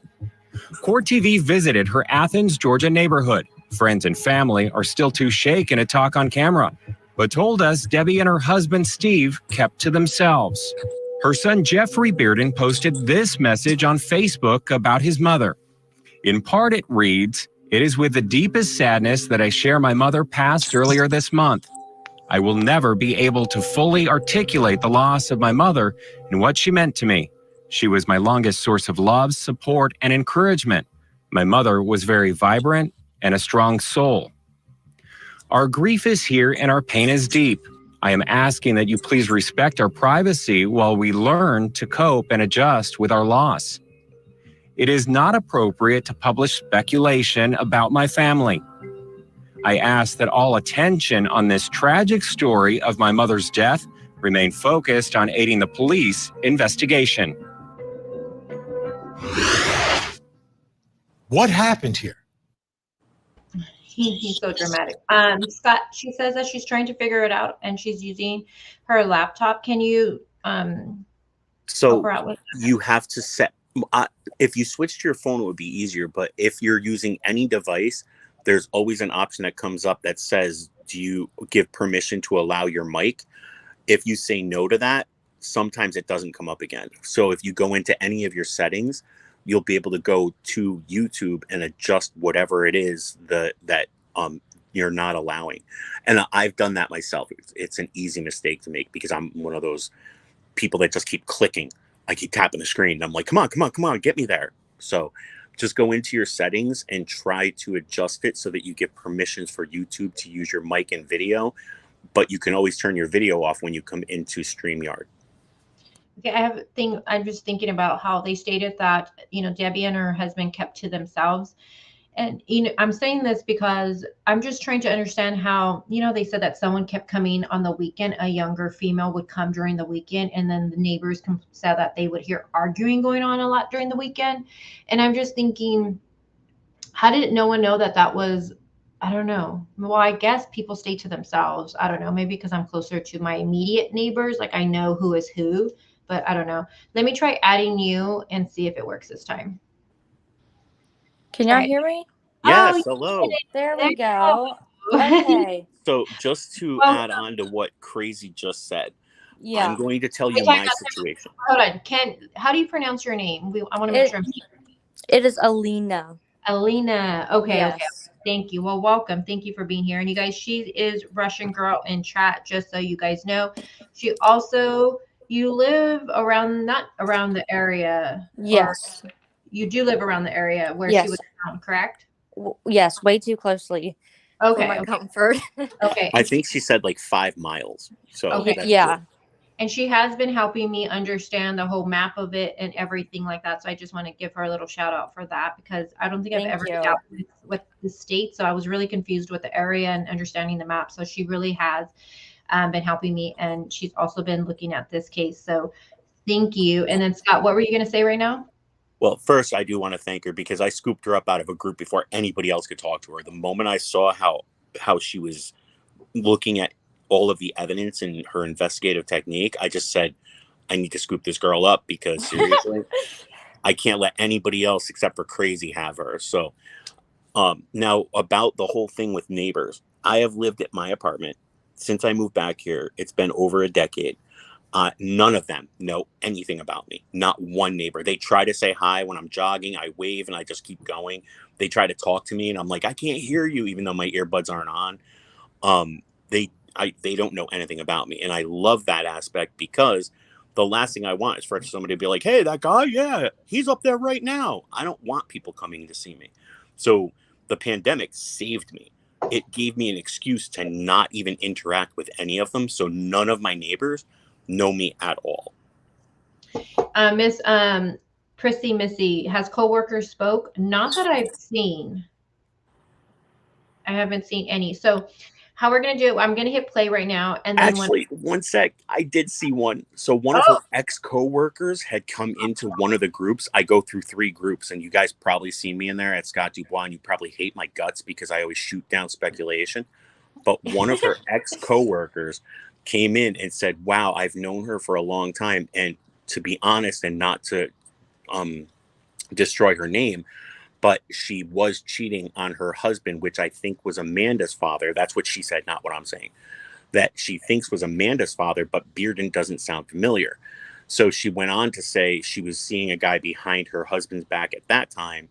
So now they lost touch. It's been 15 years. So one of her coworkers did come forward and say some stuff about her personal life. Yeah, allegedly this stuff, you know what I mean? Because Scott, do you have, we'll have to screenshot that and share that with them, because, you know, she could just be, I mean, I don't know, did she show proof she was actually, I mean, I don't know. So again, well, they worked for the same company. That's the only reason that everybody took it to heart. At that time, 15 years ago, they both worked at the same company, and she said she sat right behind her, and they talked nonstop because, and I know because my coworkers and I do that too. Even if I don't like them, it's somebody to talk to. Now that I work from home, I'm like, I don't like anybody. Y'all stay away from me. So we definitely need to get a screenshot of that, and then we can share that with all of them, and we can discuss that. Well, she said she didn't really want that to go around because all she was doing, to be honest, was talking about what she knew of her. So well, she shared it in the group, so I'm sure and it got shared in the group I'm helping with. So that actually went all around already. Cool. You know what I mean? So, all right, let me hit play, and then I will stop it, and then we can discuss. Hey, Sugar, how's it going? So are we all 3 in the same group? These are strange facts that don't really fit some sort of very obvious story about what happened to Debbie Collier. Joining me in studio right now, Court TV Crime and Justice correspondent Matt Johnson. Matt, this story, wow, I'm trying to figure it out. Let's start with Debbie Collier. What do we know about her? We're still digging into this story. And nice to see you, Vinny. And we are learning more about her and her relationships. What we know is that Debbie Collier was 59 years old. She was a mother in Athens, Georgia. She was married. She got married later in life to her husband, Steve. She worked as an assistant for a nearby realtor. Last seen on September 10th at a Family Dollar store in Clayton, Georgia. She was seen right there in that surveillance video at around 2:55 p.m. entering the store. Then at around 3:08, she was seen at the checkout counter. She was buying a red tote, paper towels, a poncho, a tarp, a torch lighter, one for like the barbecue.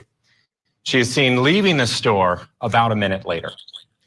I'm looking at her. It's a Saturday. It's Georgia. She lives in Athens. That's the home of the Georgia Bulldogs. That's right. It's game day, and this is about an hour before kickoff. And she's dressed with, it looks like a red Bulldogs jersey. The things that she's buying, to me, seem consistent with someone maybe going to a tailgate. Yeah, and she's buying a red tote to go along with it matching the Bulldogs colors. It's unbelievable that you could go from this moment, and then it's shortly after that moment where she's checking out, was about 10 minutes or so, 9 minutes, that the Venmo message is sent, or $2,000 to her daughter, and that really cryptic message. Very cryptic message, and I really think that that is what perked a lot of police response right away. So here's what we know. Police responded to a missing persons report the very same day that she goes missing. But she's reported missing by her husband, Steve, at around 6 o'clock, 6:08 on September 10th. And her husband, Steve, tells police the last time that he saw his wife was around 9 o'clock the night before. They sleep in separate rooms because he snores. And the next morning on the 11th, her rental car still in the driveway. He thinks that she's home. As for her daughter, Amanda Bearden, she tells police at around 3:17, her mom sent $2,385 through Venmo, along with that message, that cryptic message that says, they're not going to let me go. They are not going to let me go. Are not going to let me go. Love you. There is a key to the house in a blue flower pot by the door. The daughter also tells police that Debbie didn't take anything with her but her license and debit card. But we saw she had what looked like a purse in that surveillance video. Right. Okay. And here's the thing I just want to talk about really quick with you guys. I want to hear what you guys think about this. How Amanda says that she only sees a debit and her license missing. How does she freaking know that? And I'm glad other people are pointing out, but yet you see her with this big ass purse. So what do you guys think? Why would she say only, how would she even know a debit and license are missing? Not her wallet. You know what I'm saying? So I was thinking that her daughter was at her house when she left, and she could have seen what she had taken, but that's not confirmed though. Right, and also she didn't mention that to the police. So why would you skip over? I saw her after. I mean, why would she not mention a phone? Maybe because it's something that like you would expect someone to take if she was leaving. Maybe she didn't think about mentioning the phone. She just assumed. Interrupt real quick because I did see a message. So when we're on panel, we cannot respond or send out messages. I just want to say thank you for saying I have a soothing voice. Because yesterday, Crazy was like, Will Scott was like, and I was like, I sound like that? Oh my gosh. But for Alina, right? I want to make sure. Yeah, you're correct. So if she was at the house though, and she's seen her mom leave, wouldn't she see her mom leaving with that big ass? And it looks blue, but wouldn't she see her leaving with the big ass? I think it's like dark blue purse, or it looks black. Yeah, maybe the purse was in her car already. You know, a lot of people leave their purses in their car. So maybe it was already in the car. Maybe she just thought that she just assumed that she had her phone with her. So all she saw her take was her debit card or whatever it was and her ID off of the table or counter or something.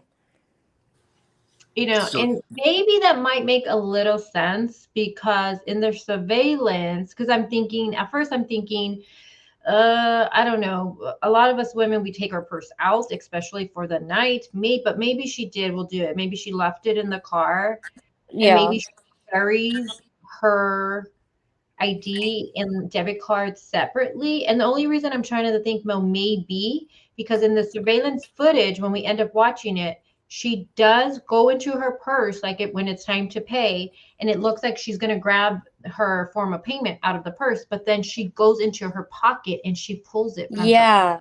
So that is true. I did see that too. So maybe she just got her credit card and put it in her pocket. But I don't see why she would have done that. Well, here's what happened in other groups. I got attacked for this. So I said, Yeah, it I looks saw like the that. normal way to wear a purse. And they were like, women don't carry purses. They don't. They leave them home. They only take their card. And I said, look, women carry No. stuff they need. So if you have a purse and you only want to take your debit and ID, you're going to pull that out, keep it in your pocket, but throw your purse in the car. Then they're like, no, it'll get stolen. I said, I meant the trunk. My girlfriends all put their purses in the trunk. Movies, restaurants, everything. So for her, I think she forgot she had her card and ID, and she carried her purse instead of leaving it in the trunk or the car. And she reached into the purse first and went, oh, never mind. I pulled it out because I was going to leave it in the trunk. Yeah. Buttercup says, can anyone confirm, like Steve, that the person in the video of the dollar store, if Debbie had a purse that looks just like the one in the video? Oh, you're saying, can her husband confirm that that is in fact his husband, his wife's purse is what you're asking? They I don't haven't. think he has mentioned anything like that yet. I'll be honest, they sleep in separate rooms. They don't look like they communicate well. I mean, not that they don't love each other. They're just, you get into that comfort zone and you just stop paying attention. For me, no matter what comes to the door with the girls I date, I'm complimenting on their hair, their clothes, everything, even if it's something I've seen 100 times before. But men fall into a comfort zone. I'm a magician. So ultimately I am forced to remember everything that's around me at all times. So when my girl comes in, I'm like, you got your hair done? And she's like, oh my God, you noticed? Yeah. But that's because that's what I do when I'm performing. So for regular guys, they just get comfortable and they don't compliment or look at you or say, hey, nice purse. Yeah. And another thing too, I wonder if she had multiple purses, because I am not a purse girl. Like, I have my main purses, but I don't have like a Shanann Watts closet where I have tons and tons of bags and stuff like that. But, so my boyfriend would know, he knows I have like maybe 4 bags and something like that. But he doesn't know, like, if one's missing, he's not going to be like, oh yeah, that one is missing. So I understand what you're saying. And Vicky's making a good point. And I'm trying right now to think of the timeline. Maybe you guys can help me. She says, how did the daughter get to the van before the second cop when she was 60 miles away? That is true. I was thinking about that too. Okay, so I had already sent you this. If you go into your messages on Facebook, I sent you how I think it happened. So the whole thing revolved around her luring her mom there via message, calling her, maybe. This is why her phone's so important. So if she was talking to her daughter on the phone or messaging her, even if she deleted it on her phone through an app, it would be on mom's phone. Yes. She lured her out there and said, oh, Mom, I was at Family Dollar and it's the only one that keeps their tarps up, because when you listen to the cashier, she says, well, we were supposed to take down the tarp, so she got lucky that we didn't do it yet because it's a change of season. Yeah. So she had her mom go all the way out there. She was the alibi herself. So she stayed home or around Athens. When mom went out there, she said, Mom, you know the road, the place that me and Andrew usually go? We're right there. Can you come pick us up? She pulls in. Andrew drags her down. Doom, doom, doom, doom. Does what he needs to do. And then he sends the Venmo message so she knows she needs to immediately call her mom, then drive to all these different locations for an alibi until she lands somewhere near where Andrew could get to from the location he was at. Because if you cut through the woods, you can actually get closer to different areas instead of taking the road. So but how would Andrew get mom's phone? Huh? How would Andrew get mom's phone? From her while he's there. Remember, if she said at where though? Yeah, at the death location, the Venmo at the location where she died. So no. because the timeline's all messed up then. The Venmo was sent very soon after she left the Family Dollar. Yeah, so Right. she left the Family It Dollar was at sent at 3:17. So Yeah. in 8 minutes, she could have been talking to her daughter, and she would have been like, me and Andrew are at, the place that we usually camp out and hide out. So she goes there, and only Andrew's there.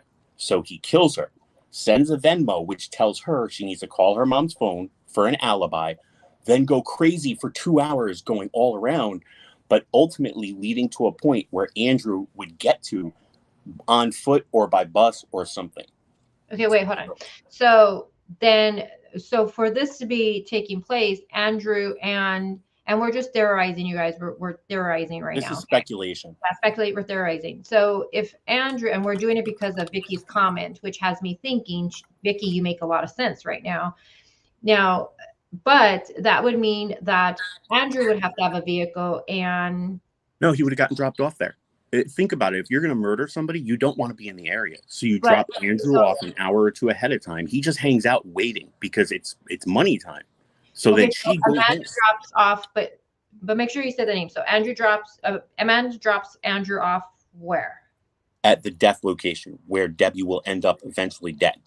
She goes home off that highway where her body's right found. Because the highway is a place that people travel to get faster to locations. So if they say, why were you up there at noontime?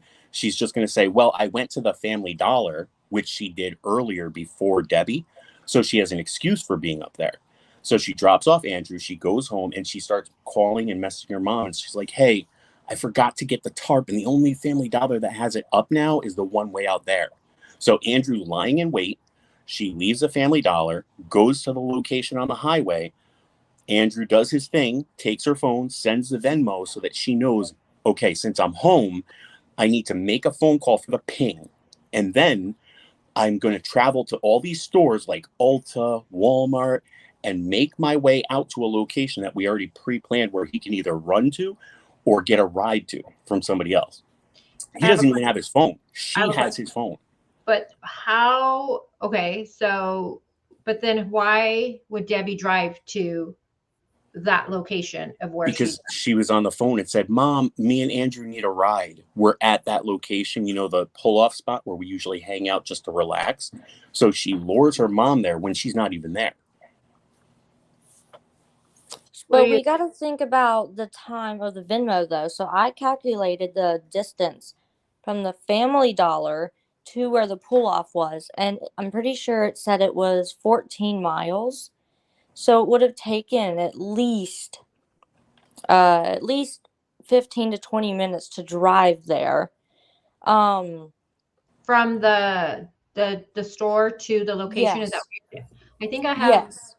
Also, to get her body into the woods and kill her the way that she was killed, that is an extremely tight timeline. But we don't know the COD or MOD yet, which is cause of death and manner of death. So true, but to build a fire, burn the roots of the tree. If he's already there, well, the roots of the tree could have already been burned. I'm just saying there's a fire somewhere in the area to stay warm because it was drizzly. Yeah. Alina, do you have a screenshot of, I thought I had it. Do you have a screenshot of from the Family Dollar to where, the distance to where her body was? Yes, I do. It's on my phone. I can, Now, also, Alina, while you're doing that, was that driving and was it at a specific speed? So let's say the road is supposed to be 50 miles per hour, but if you went 60 or 65, you could get there faster.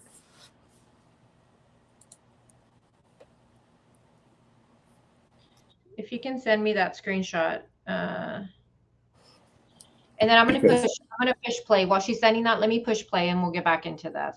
I thought I had it. So I know from the Family Dollar to where the game was, that is an hour and 25 minutes away. So I don't think she was headed to the game, you guys, because again, she leaves the store at 3:09. The game started at 4. She's an hour and a half away from the game. I don't think, maybe she was planning on going to the game, but if she got sidetracked because of whatever ends up happening, like kind of like what Scott is saying. Maybe I can see that, but I don't think she literally was like planning to go into the game after she left that Family Dollar. There's just no way she would have made it there in time. So Well, let me play this. Hold on. And then if you can get me that, Alina, and I have my phone open to your messages, so I'll see it right away. Hold on.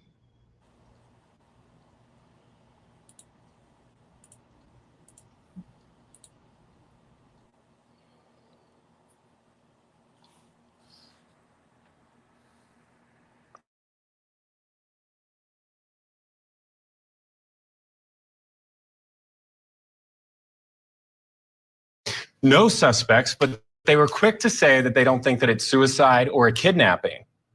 So they've quickly say, said it's yeah. not and everything you look at is like, well, did she buy these things and was she's going to take her own life in the woods? Was she kidnapped? Was she brought there? But they're saying both of those scenarios, no. That's what they say.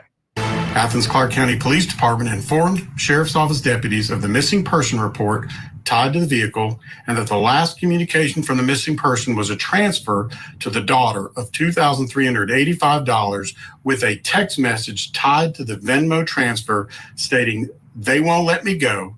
There is a key to the house underneath the flower pot." You're joining me tonight in Chicago, Illinois, private investigator Erica Morse.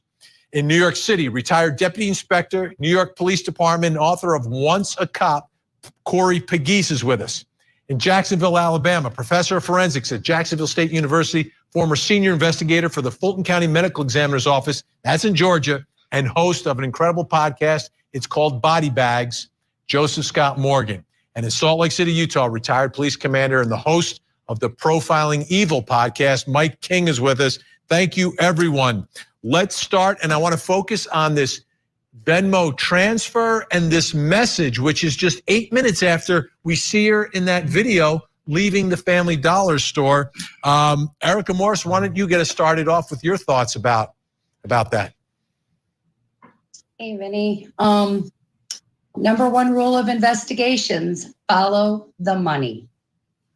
There is something that came up in this investigation that has caught my eye, and that is the shared bank account.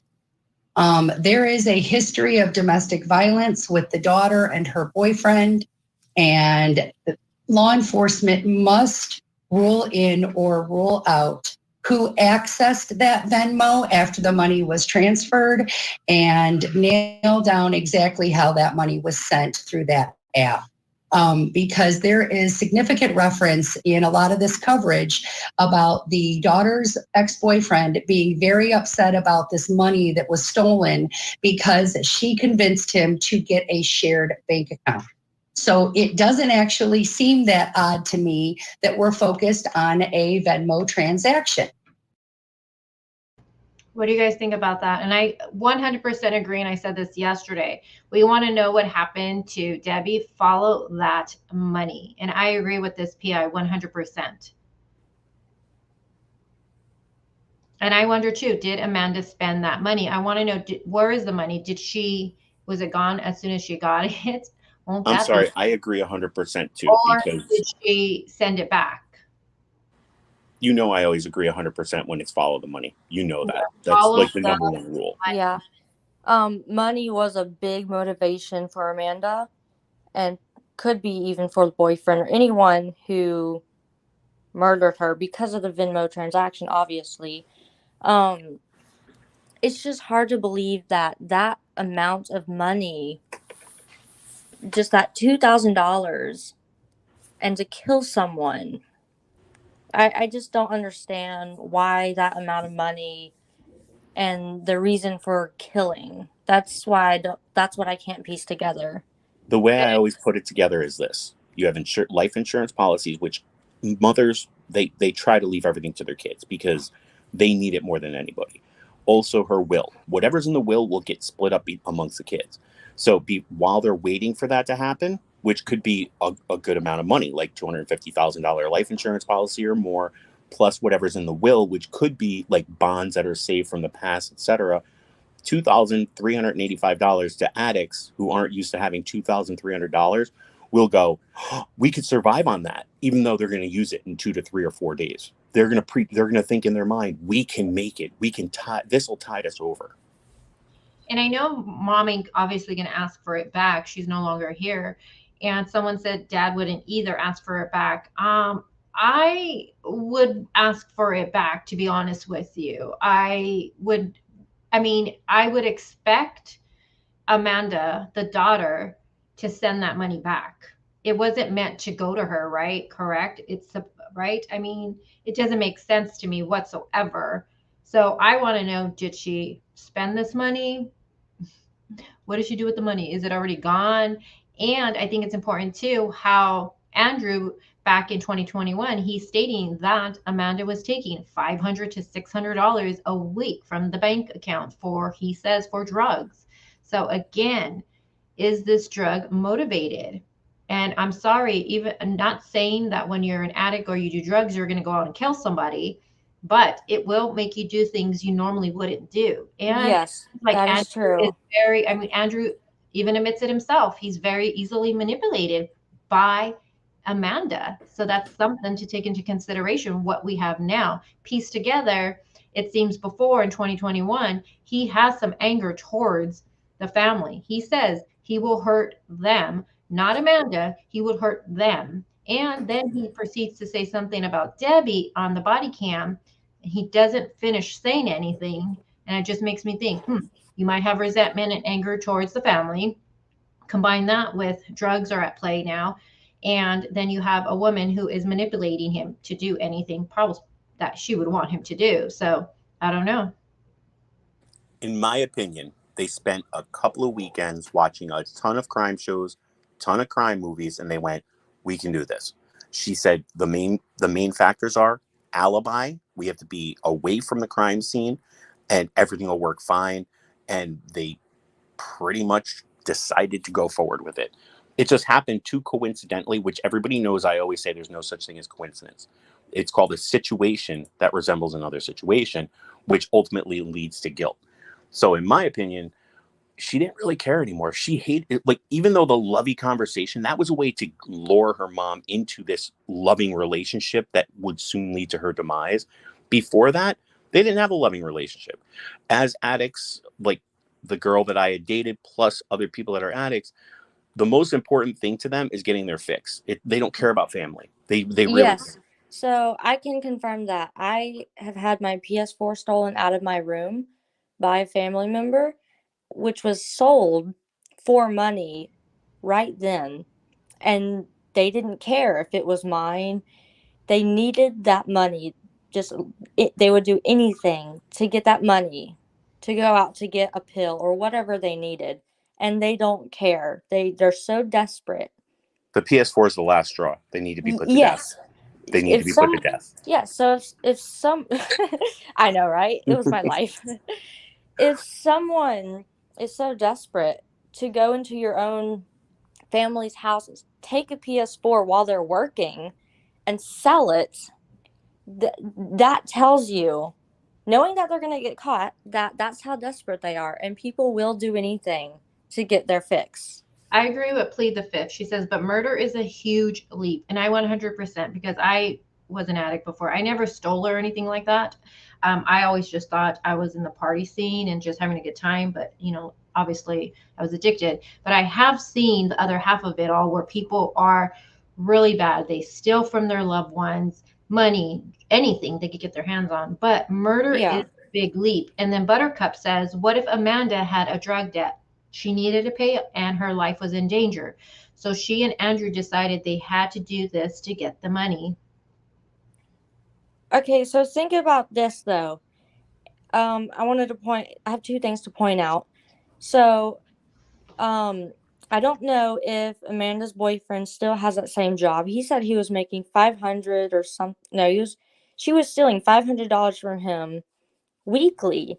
So if he's making that much money, wouldn't he have money? If he has a Obviously, he job, has no money. So I think his whole thing was he wanted to say, I just got this job. We were doing this whole thing. And I don't think it was he makes thousands of dollars a week. I think he probably made 600 a week, maybe 550. Yeah. So when Yeah. she takes 500, that leaves him with $50, and he lives with his grandmother. He has no bills except, spending money. And suddenly he's like, she keeps taking $500 from me. That's a normal weekly Yeah. paycheck. So another thing I have to point out, I'm not trying to change the topic. So back on your theory, when you said you were talking about how Amanda and the boyfriend could have killed Debbie, a police officer in that area saw Debbie's car an hour or two before they reported to the At 5 p.m. scene. It was at 5 His p.m. report was at 5 p.m. Yeah, 5 So p.m. if and the Venmo was sent at 3:17, that leaves an hour and 41 minutes where you can beat, abuse, and hurt somebody. Yeah. So the car was there before they had first pinged the car and got to that location. The police officer had drove by there and seen it. And other people had drove by that area and seen the car earlier that day also. Which So is also, weird. to get back to the criminal thing, if anybody wants to donate for a PS5 for her, that would be amazing. Oh my God, he's playing you guys. Wait, Elena, I have a question. Where did you see where other people seen her vehicle there? I know the officers, but where did you see that people said yes, they seen that? It was in a Facebook group. A friend of someone who was in the group, one of the groups that I'm in, they said that someone they knew drives by that location every day to go to work, and they had reporting driving by that car at least twice and seeing it there. Did they I give? don't know. Did they say a specific time frame? Yeah, I don't know exactly what the time was. Yeah, I saw the same post. They didn't, but what it was a forum post somewhere where they were like, hey, I saw that vehicle because, I have to pass it a couple of times during the day. So they did see it a couple of times, but more than likely it was from somewhere around 3:30 onward, because she wouldn't have moved her car. You're not going to make somebody send a Venmo and then say, go and run around for an hour and 41 minutes, but don't tell the cops. Come right back here. So I'm not putting too much weight into that statement. I'm sorry. I'm not putting too much weight in that comment. Yeah. So to me, what I see is 5 p.m. an officer seeing her vehicle where eventually she would be discovered. So 5 p.m., 3:17, 5 p.m. Scott, that's an hour and 40 minutes. You say in between. Hour and 41 minutes. So Danielle in the chat just said the day before at 5. No, I made that mistake too, Danielle. So the way the report reads, unless you listen to the news report, she slips it in the day she went missing. So she slips it in after the entire report, but it's a little segment that she quickly shoves in there before they go to the crime scene. Yeah, no, she's seen the car the day of that her body would be found, the day of, but the report gets, what is it? What date is on there? Yeah, that's the day of. Yeah, the way that they phrased it tricked me too. And if you go into any of the three groups, you'll see that I made an edit correcting myself, and I gave credit to the person who pointed it out because I missed it. Listening to those news reports, you hear them so much, you're just listening for key stuff. And plus, I had just woken up. Yeah. Okay. I have something else to say though. So, with Amanda saying that she drove around to all of these places places that Debbie would be going to, those locations would have cameras to see if it was true that she was driving around. They could know what car Amanda was in. They can confirm that if she really did go to those places driving around or not, but we don't know that as of now. But I think they would have gotten that from the phone pings, which is why they took. Oh, and by the way, about the phone, he was a direct person within that family structure at that time that she went missing. So they're not just going to say, "Oh, you're the husband, you're the daughter, give me your phones." Proper criminal detectives would say, "Wait, you're the boyfriend? Give me your phone too." And then, sorry, go ahead. No, go ahead. Crazy Mom, I'm just seeing her comment. She says officers reported that on the 10th for her car. So from the timeline, it's September 10th, 5 p.m., police officer spots Debbie's rental on the side of Georgia Highway 15. So yeah, it is the 10th. Now, with the travel from Family Dollar to that point, even though it's 14 minutes, that's if you follow the speed limit. There are people who are Yes. delivering my food, like, and my items that I order, it says they're 20 minutes away, but they're already at my door because Yeah. it's by how they So drive. let me tell you this. So to go from Clayton back to where her car was found, the speed limit changes. Also, that time of day, if it was around 3 to 3:30, driving back to that location where her car was found, the speed limit changes from 65, I think, to 45 in multiple locations. There's also a lot of traffic getting out of Clayton at that time. I go there monthly. I know exactly how the traffic is. The traffic is very busy at that time of day. So that also narrows the timeline down. It could have taken longer, is what you're saying. Yes, it could have taken longer. But that's on a because normal day, not where there's a game, right? A local game. Yeah, that is true. I haven't really looked into what was going around in Clayton that day yet.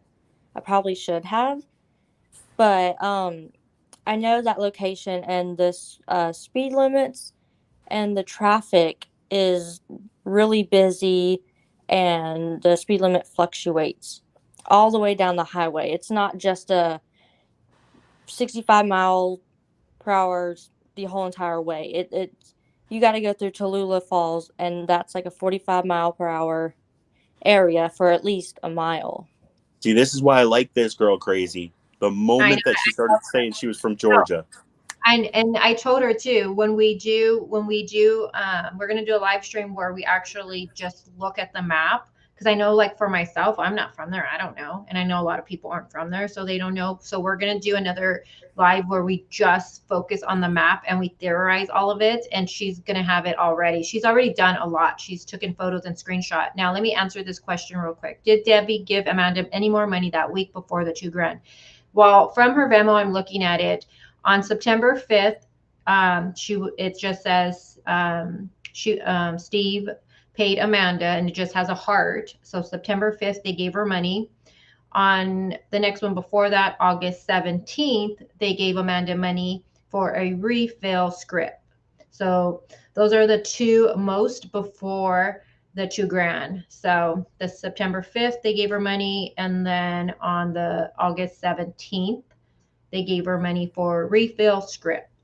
So I'm just going to throw this out there for you, crazy. Joy Carter, who's in the chat, she's also from Georgia. Ooh, Georgia. Hi, Joy. And she's been helping me gather local newspapers for county and everything, so I can actually go in and try to search for stuff. So she's a good resource as well. Thank you, Yes. Joy. So Clayton, it was a Saturday, right?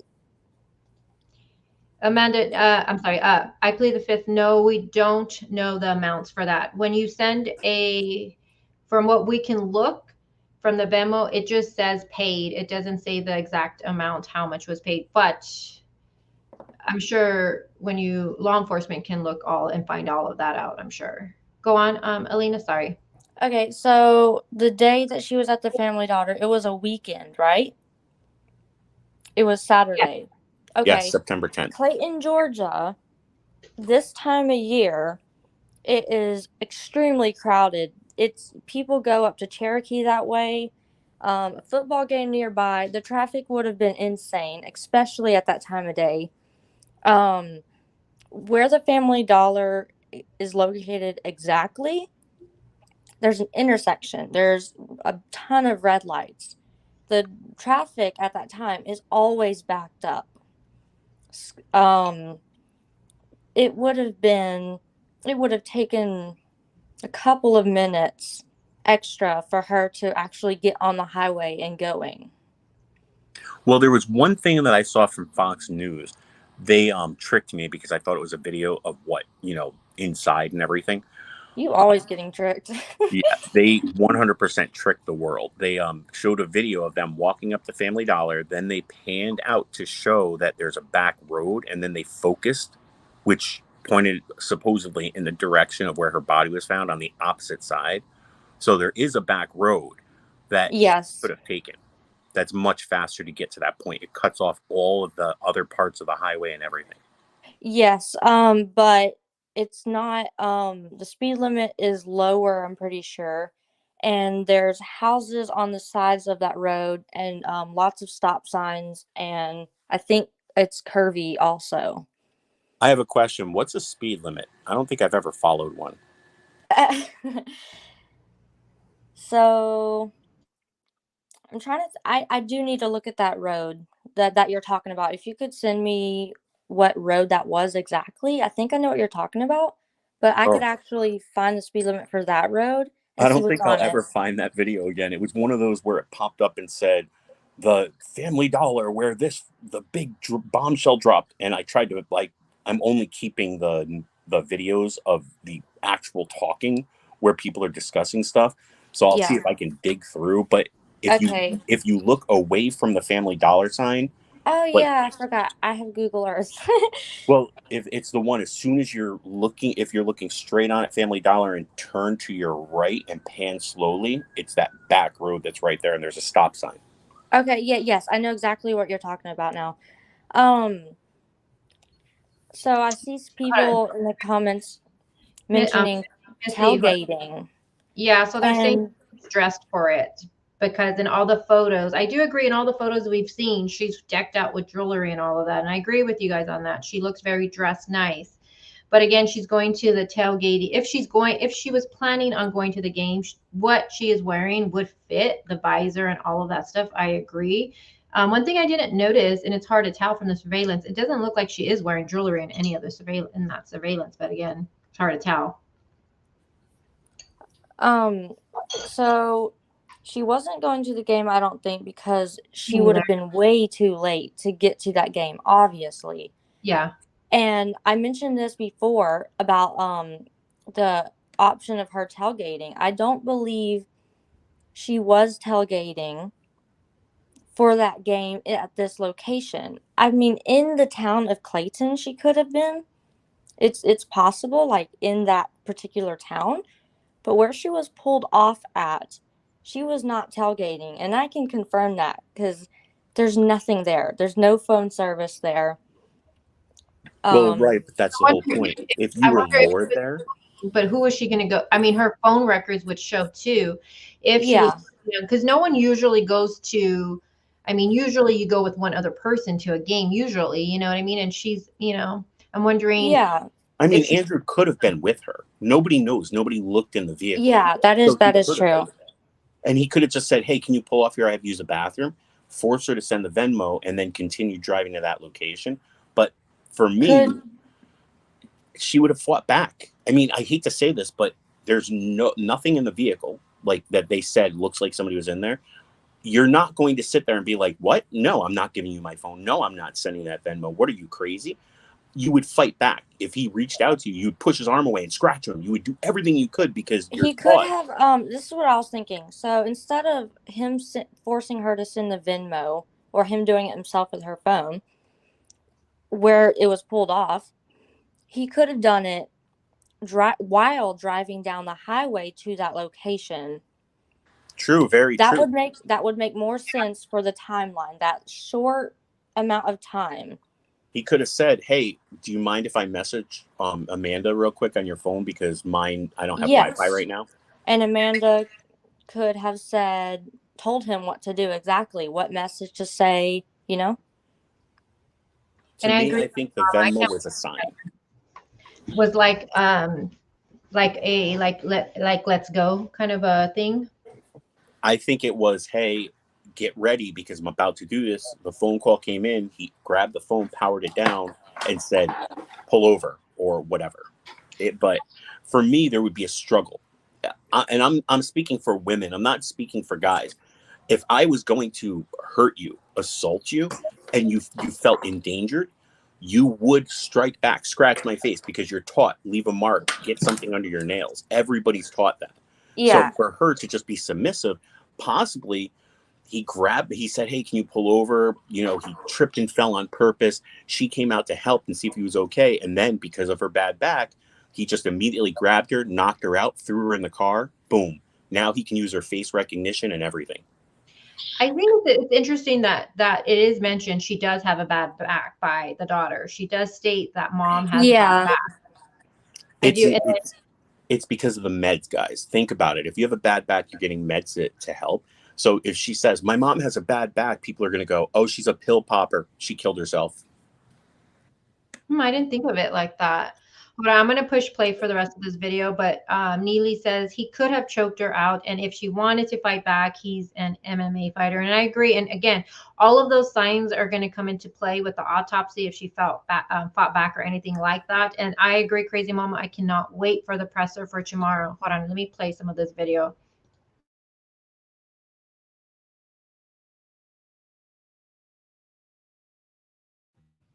There's a lot of DV there. There's a lot of violations of ROs. And when you start by really looking in at the family dynamics and this very strange and mysterious cash transfer, to me, it doesn't seem that difficult. That's where I would start. Corey Pegues, they are not going to let me go. Who are they? Who are they, or is it more important who wrote this text message? Was it actually Debbie? Yeah, again, Vinny, thanks, and hello to all distinguished guests. Listen, I think that the text message is definitely a throw-off. It's definitely a throw-off. And I don't know why they ruled out suicide and kidnapping. You know, seasoned detectives would never just throw that right out. You know, everything's open until we could solve this case.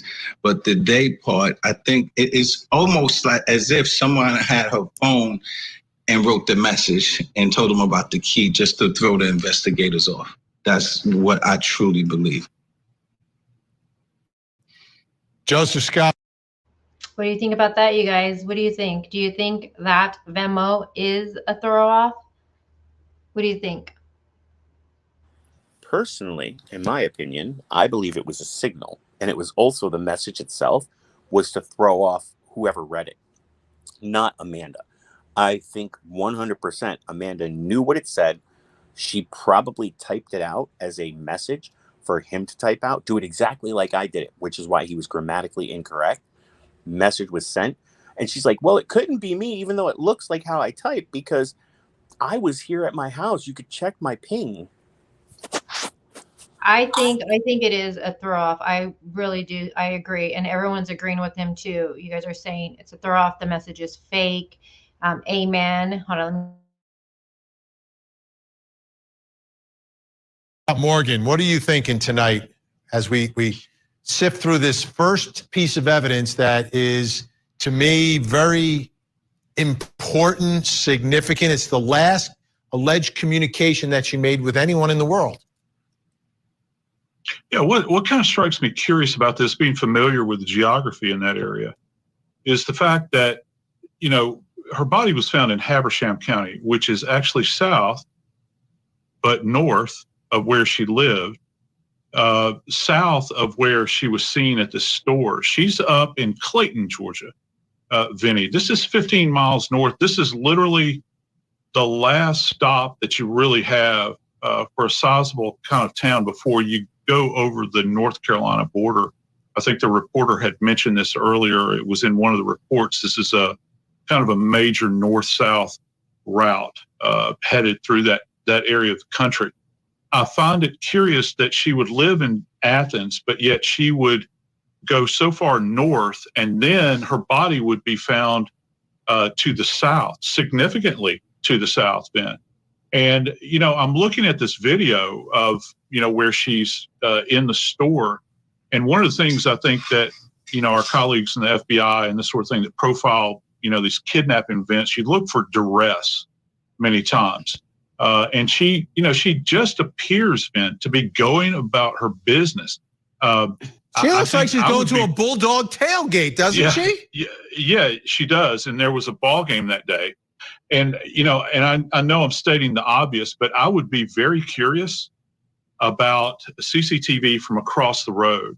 It's all fine and good that we have this. I'd like to know if there was anybody traveling in tandem. And back to what was said about Venmo, the other key part to this is going to be phone communications. Remember, these two phones from both the boyfriend and the daughter have been taken up by the police. And, I'm thinking about the Gooch case out of New Mexico and Arizona. I don't know if you remember that, with the young Mennonite woman that was killed. They had those phones traveling in tandem. And I'd like to know if there was anybody else that was kind of caravanning up this way. Remember, she's got a bad back. And where she was found, I can't imagine she would, egress through that thick wooded area down into that ravine. I think that there's somebody else involved. We'll see what the evidence bears out, though, from the scene and hopefully from the autopsy whenever it's released. I watch Court TV a lot, and I love this guy. I love him, and he makes a lot of good points. I also, Alana, what's around that, around the area that we have of her on surveillance? Is there stores across from there? Like, is there a Walmart? What's around there? Is it in a shopping center? I'm also interested in knowing what the cameras from surrounding areas capture. And, if Amanda is out there, I wonder if her car will be shown anywhere out there. Also, with her phone, he makes a good point. Anybody's phone that was taken, whether that be the boyfriend's or Amanda's, is it going to show pinging out there? And that's something that law enforcement is going to be able to find. And I can't wait to hear what the presser says. Okay, so I'm sorry, I lost power and my internet cut off. But I'm back. So around what's around the Family Dollar, there's a couple of fast food restaurants. There's a car dealership just south, across the street. I'm trying to get my computer to work with no Wi-Fi. There's a couple of buildings. I'm not really sure what's in these buildings. I'm trying to work from my memory. There is McDonald's there, but there is going to be surveillance. There's going to be CCTV out. There's going to be some out so I'm pretty sure in the state of Georgia, they have added cameras to most of the red lights and stuff now. There should be multiple different cameras, multiple different views that would see her car leaving, entering the store, headed into Clayton, all of that. Do we know if populated area with lots of businesses? Do we know, you guys? Does anybody know? Do we know? Do they have two vehicles, Amanda and Andrew? Does anyone know that, or does Andrew not have a car, or Amanda not have a car? That's something I'm wondering if they each have their own vehicle. I'm gonna assume they do, but I'm just guessing right there. And I'm just saying that because I'm trying to just think theory wise. So just to throw this out there are no reports specifically about who owns what vehicle or anything for Amanda and Andrew, but there was reports from Amanda's mouth that she got in her car and drove around. Yes, so correct. The point that I make about this is, with her story and his story given to the news and all that they talk about, they never talk about the other person doing something. Like he says, she brought us lunch, and then the next day she's gone. She says, we went to dinner and we ran errands, and then we went our separate ways. They never are together, but they are saying they're together. All we did was watch movies the whole time while this was happening. That's his statement.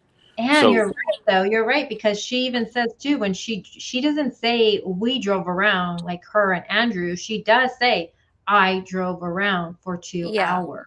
Right. They never are together. It's always, hey, this is the script. This is your part, read it. This is my part, we read it. That's all we say. And he just can't stop. Anytime he sees a camera, he's like, we were scared. I'm like 5'3", but I'm an MMA fighter. And I'll tell you, people are going to attack me and I'm going to have to put them in a hold. What are you going to grab my shin? He Just is, shut up.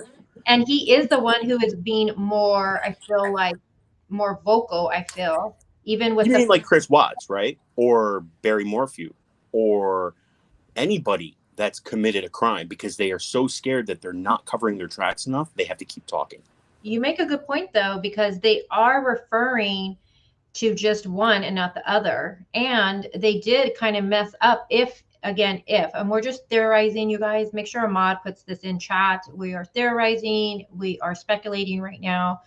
But if, they did this, if this is a script that they kind of got together, it's interesting when Andrew first talked to the media and he wanted to remain anonymous, he did say that the mom brought them lunch on Friday. But then Amanda says, she doesn't say that. Amanda says they had dinner. Well, she had dinner with mom. So it's two different things, And I know I was thinking about that. Amanda had dinner, but I don't know. It's interesting. It's not confirmed that they went out to eat, but then I read that dinner was brought to them. I love you, little girls. So I'm not sure which. My mic was on. My bad. I was talking to my cat. I was so confused. We're like, no, you creep. Who are you talking to, weirdo? I was like, okay. Yeah. So, and then again, you guys keep in mind that neighbors claimed that evening, that night, that they heard the day before, they heard arguing. So Amanda does put herself, at least for dinner, she puts herself with mom. So it makes me wonder if this arguing, if something happened, and I'm really interested in knowing what time stepdad gets home. Was he home when this arguing happened? Was he part of the argument? Hey, Grateful Ed, I'm really interested to know who actually was arguing, because this is something, if it's being reported there's an argument going on, law enforcement is already looking into it and getting all the details from it. So I am very interested in knowing what that argument was actually about, because guess what? There's an argument on the day before mom goes missing, and then, her body is discovered. It's very alarming to me. I want to interject with one small thing. The thing about those police reports and them knowing about arguments, that's not necessarily true. If you remember, it took how many weeks until it was revealed that 91 911 calls were made to the Laundry residence because of the arguing between her and Brian. So, truthfully, they don't care. It's just a domestic dispute. But the neighbors did say there's always a commotion over there. Always. But they also said when they notice, this is something else too, they did say the commotion they would hear is they would see a younger female going there on the weekends, and this is when they would hear this commotion going on. So it makes you wonder, who is this person that's going there, and then it's causing some shit go on in the home, some conflict going on. And I can't help and wonder, since the husband did say that Debbie does not have any family around there, so we only know the person coming into contact right now would be the daughter. I mean, is this a co-worker showing up every weekend a co-worker showing up doesn't make sense to me. Originally I thought possibly a mistress, but I thought no, because usually mistress want to remain in the background quietness. You're not going to usually bring them to your home. So no, that doesn't work for me. So I'm guessing, since Amanda puts herself with mom the day before for dinner, and then we hear arguing, I'm assuming this person that's coming over, this young female on the weekends, would make sense that it is Amanda. And if it is, why are they constantly arguing? What the hell's going on? I take into play Amanda's past behaviors. She does suffer from addiction. So, and then she does have a anger management problem. So I'm wondering if mom is kind of at a point where she's tired of it. Maybe mom was an enabler. I'm speculating, maybe she put her foot down finally and was like, maybe mom was even giving her money and enabling some of this behavior. And then she finally was like, I'm done. No more. You're getting nothing more from us. And, or maybe stepdad was like, you know what? I'm tired of this. I'm tired of us having to, pretty much take care of all the bullshit from Amanda. I mean, she is living in stepdad's home. We know he owns it. So I'm wondering if that argument is kind of like they put their foot down and then. So to answer that question, Prissy Missy, like the name, by the way, and hi to everybody that came in, ATS News, Sugar Magnolia, everybody, and Grateful Ed, what up? So, in regards to, hold on, I just lost my thought because I was reading the chat. What were you just discussing about, Crazy?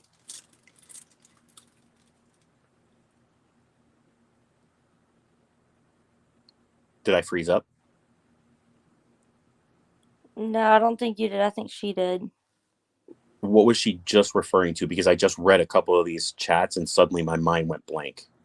I'm not sure. I can't see the chat right now. I don't Probably about have the Wi-Fi. arguing and stuff. So one of the things I want to clarify about Wait, all of that. time out. Was I muted this whole? Oh, you were. I think you were. I thought you froze because you were in one Yeah. position and I didn't see anything because you usually just stay totally still when you talk, and I thought you froze up. And you know what? No one in the chat even told me. Come on, chat. You guys are my eyes. Come on. Well, My I God. thought you froze up answered a too. question. But No, I saw was your mouth muted. moving. And So I was like, maybe she's muted. one of the important things about what transpired, he kept himself anonymous until he had to turn over his phone. Then he had to tell the police who he was. On September 13th, they arrested him. They detained him because on August 5th was the last day his probation officer saw him. So that's when they supposedly went to Maryland. So to answer the question for Prissy Missy, it was roughly around August 5th that him and Amanda went to Maryland. Then they came back right before this incident occurred. So probably a month and a week. Okay, hold on. I want to answer a question that I thought I was answering. So Grateful Ed, he says I was only muted for 1 minute. So thank you. Okay, so it wasn't long. I thought I was muted the whole freaking time. Hold on. There is a comment that I want to talk about real quick because this is something different. Lauren says that she believes that she thinks that Debbie was lured there from a hookup app and as a ruse run by her daughter and Andrew. Oh, okay. So I haven't seen something like that. And again, we're theorizing, guys, here. So I like the catfish theory. But again, this is something that law enforcement would be able to figure it out. Well, not necessarily, because remember, there are apps. The Keegan incident, when he was handing over his phones, he deleted Instagram and all these dating apps. And when he reloaded them, they were empty because you can't ever get those things back. So they couldn't go in and find anything. So if they did catfish her and deleted the app, it's all gone. But wouldn't it be on mom's phone, though? Well, that's what I'm saying. If they deleted it from her phone, it would be all gone. And plus, nobody knows if the phone has been found because it's never been mentioned. Well, technically, no. I don't think mom's going to keep. So if mom was doing dating apps, that means that I don't think she'd want her husband to know about it. So maybe she wouldn't keep the app actually logged onto her phone. I mean, I doubt she is like a Chris Watts style where she's getting like a calculator app or anything like that. So I don't think the husband really cared where she went or what she did. Remember, the comfort zone for some guys, they just say, go ahead. And that's when people say, well, you didn't care. You didn't ask where I was going. That's why I cheated. So she could have been catfished easily. It's a good theory. Yeah, I'm going to hit play. That's something to think about. Mike King, I am so obsessed with this Venmo transaction because, again, 9 minutes afterwards, and Joe Scott Morgan did a great job of laying out the geography here. That dollar store is about 15, because Court TV producers were up there today, is about 15 minutes, 15 miles or so north of where her car is found. So if she went straight from the dollar store to where her car ended up, that Venmo would have to be sent while she's driving on that road. Otherwise, something else is happening.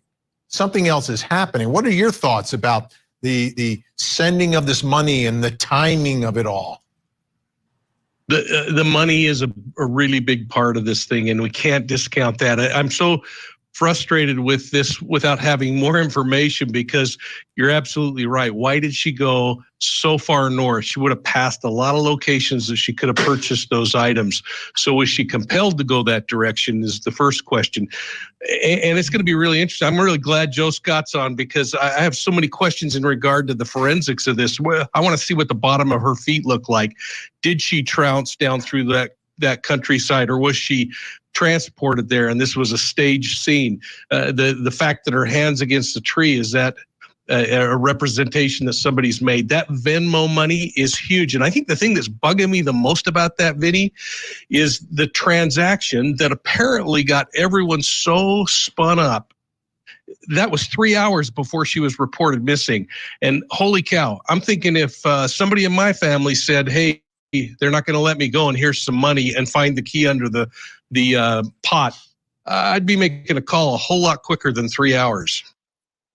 Can someone drop Profound Evil's channel in the chat? I love him. This is my king. I love him. I love him. I love him. And he makes a good point. Something we're all wondering is, was she lured there? Why was she so far? Why did she go to this store where this Family Dollar, where there's so many that are nearby that she could have easily went to? What made her travel this far? Great questions. We're all talking about that. But something he says that I'm just kind of threw me off, and I'm like, is he wonders how the bottom of her feet are going to look.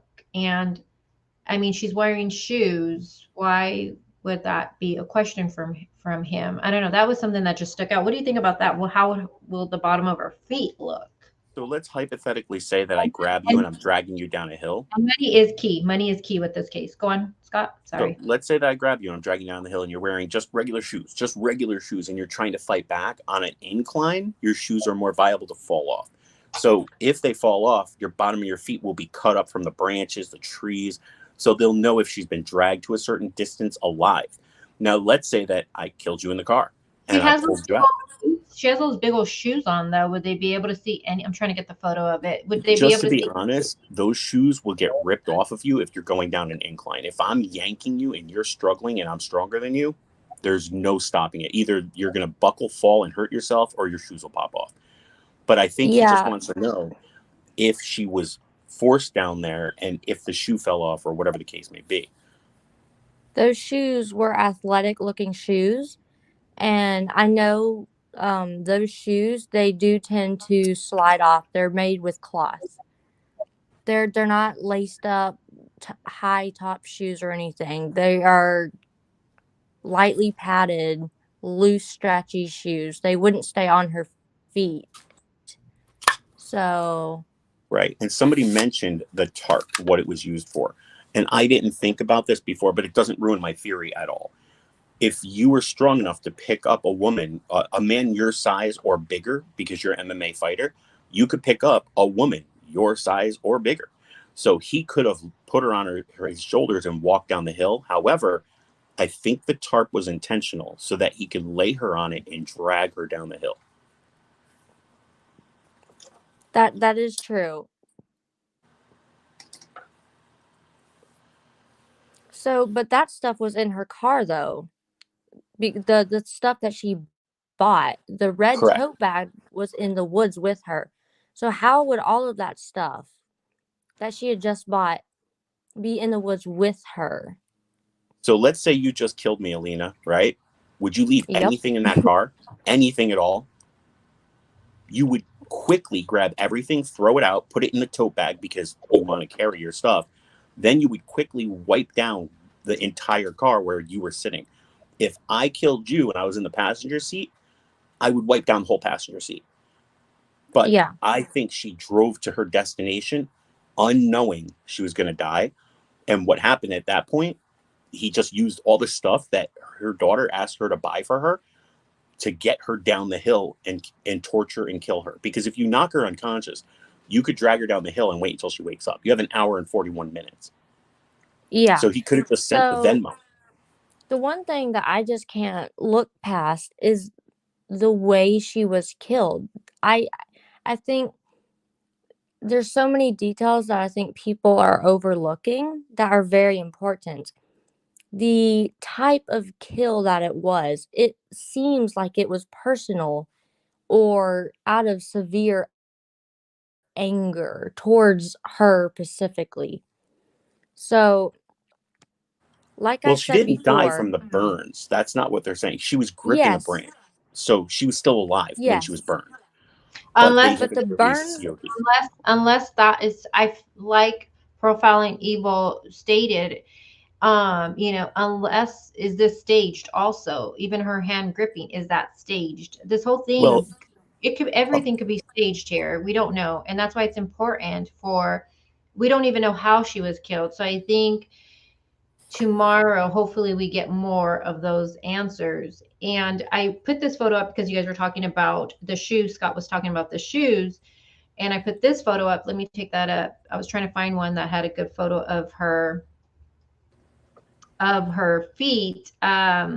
You think these would just slide right off if she was being dragged?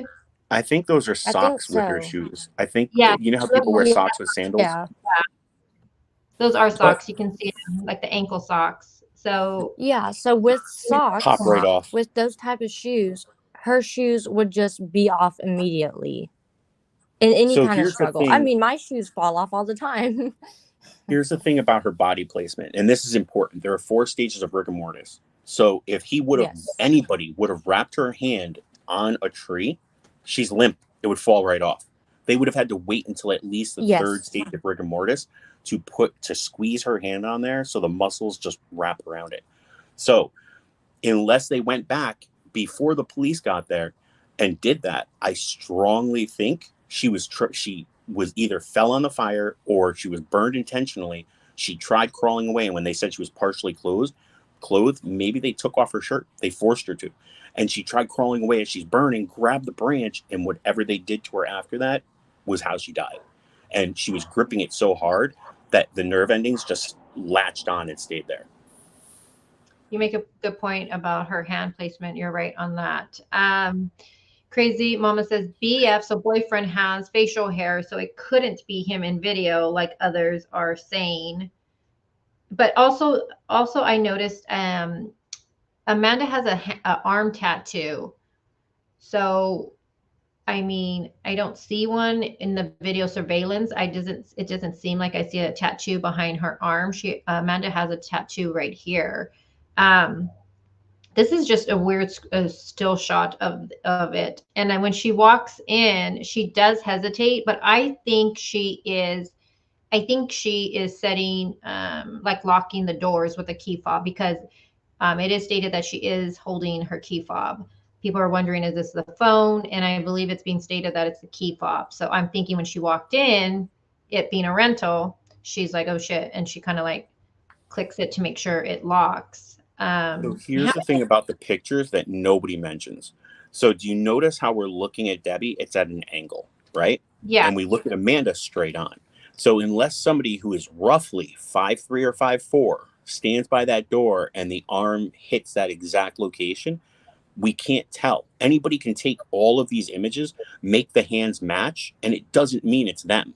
So everybody's trying to be the sleuth using the pictures, but they don't have height, they don't have width, they don't have anything for the pictures. They're just going by still shots of everybody, which again, you can skew and make fit no matter what. Well, another thing, you can't make certain things fit for me at least. Like one being is her legs and even the angle of it, no matter if it's that side angle, if it's straight full on, the legs just totally 100% don't match for me. They don't match whatsoever.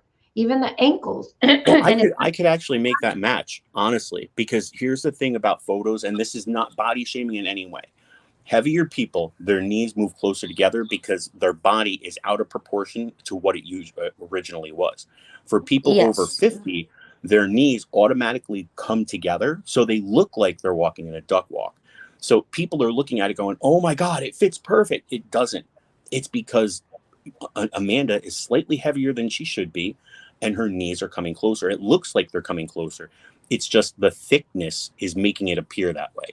So for mom, she's just older, and it's natural that her knees would come together.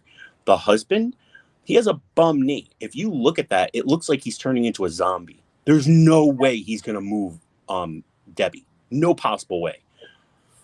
And the boyfriend, he's just a guy who's pretty strong and lost 3 matches out of his 7 in MMA. So that tells you he can only beat up girls. So this is the dad's legs, which this is the husband's legs, what Scott was talking about. It looks to me, it looks like he does have a bum knee, in my opinion. Nellie says she can't make either of them. The thing though is, to me as a woman, I think their body shape is differently. I think so. I think mom, this photo looks like the woman to me looks like her legs are thinner. And she just overall, her body weight seems like, and she gains her body weight. Amanda, as a female, I just feel like as a female, Amanda gains the weight everywhere. For me, this woman here looks like she gains it more top heavy, and she's more bottom. She's thinner on the bottom. I personally do not think the bodies match. And as far as people thinking this might be the boyfriend, I think the boyfriend is way thinner than both. And I also think that one thing we got to remember too, you guys, is the clerk spoke with this person. She spoke with the person. I would think that we would notice someone trying to disguise their voice, especially a man. You know what I mean? And she doesn't mention, you know what, the voice sounded kind of off. The voice sounded kind of weird. It caught my attention where I had to look, take a second look. She mentions nothing like that. So I don't think this is boyfriend whatsoever. Facial hair was pointed out. Agreed. You know, and he still has the facial hair in the video, the little video we watched yesterday. And again, this is him afterwards. So you can see the facial hair here. I don't think it's the boyfriend. Now, as far as it being a daughter, like I said, I don't think it is her, just based off of the body structure. And also, you guys need to remember, wearing a wig, I wore a wig when I was bald. It's completely easier to wear. But when you have hair, wearing a wig isn't that easy. And I know someone's going to come in and say, well, maybe that's why she had a visor on, to distract, you know, from it looking funky. Okay. It makes it harder. It just makes it's a lot though. It's not as easy as people think, to pull it off without people noticing, hey, this looks, you know, like a fucking wig you're wearing. But that's just me though. I don't think this is Amanda pretending to be mom, but I'm really open for discussion in chat. Let me know what you guys think. Scott, do you think, yes or no, this is Amanda pretending to be mom? I am going to correct you. We do not think that that's anybody pretending to be Debbie. I have been on that one page since day one. Alina, what do you think? Me too, though. So police officially confirmed that it was Debbie in that video. I don't think at all that it is Amanda. Or the boyfriend at all. Yes. There's also what we talked about before, other camera views to see walking into the store and out. The clerk that checked her out, I don't think there's any question about if that's Debbie or not. I believe that it is Debbie. 100%. The police did confirm that it was Debbie. So Crazy verify I wouldn't that. question that. The only time I ever say 100% is when I'm dead sure. It's always 60-40. But in this case, 100%. Yeah, I think I'll give it 99% for me, with this being Amanda and not, I mean, it being not Amanda. And then here you can see she does have the tattoo on her arm. I don't, and I've watched the video and I've watched it a couple of times. I don't see, it's kind of hard. I give that, but I don't know. I think if in fact this would have been daughter pretending to be mom, I would think she would have covered up that tattoo, because that would have been so stupid if she literally was disguising herself as being mom and didn't cover up the tattoo. But you can see she's wearing a shirt where tattoo would be exposed here. So I don't know. I don't think so. So also think about this. Think about the people who think that it is Amanda. Why would Amanda be walking into that store at that time? Why would Amanda be going into that store pretending to be Debbie and buy those items. Right. Unless she was dead already I and they needed to make it look like it. But also, Amanda was already there. They already know what she looks like. Those shifts don't end. They open at like 9 a.m. So the next shift would be roughly around 4. They interchange. All of them would have been like, oh, you're back? They would have recognized her. Yeah. So I just don't think, I didn't see any reports yet or facts stating that Amanda was at that Family Dollar. I haven't read that yet, but people are saying that. But there's So no pictures of her being there. I think that's just people speculating. Yeah, so that's why I'm not set on that being Amanda at that time. I think it is Debbie. And by the way, for all of the people out there that are still thinking we're wrong, like this is all speculation, theory, it is just opinions. But I do have a theory that I came up with earlier in the case that might help you. There are people who sell fake identification for about $2,000. And it could have been Debbie was trying to get away and this person set her up, told her he had all these documents for her so she could run away. And boom, they killed her, but accidentally she sent the Venmo instead of to them or to somebody that they could get it from. She sent it to the daughter. So that's just to help out the people on the other side of the fence. Well, I don't think Debbie was trying to hide out from anyone. I don't either, but I'm just trying to help the other side because they're failing miserably.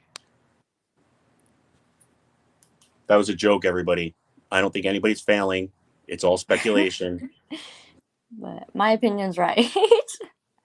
But I'm just kidding. Crazy Crime Chick is always right. And Carly. And Alina. Yes. One thing I it's think an I'm really opinion, but I believe it's right. Oh, no. Please don't say I'm SF ever. Please, pretty please never say that. Did someone say you're SF?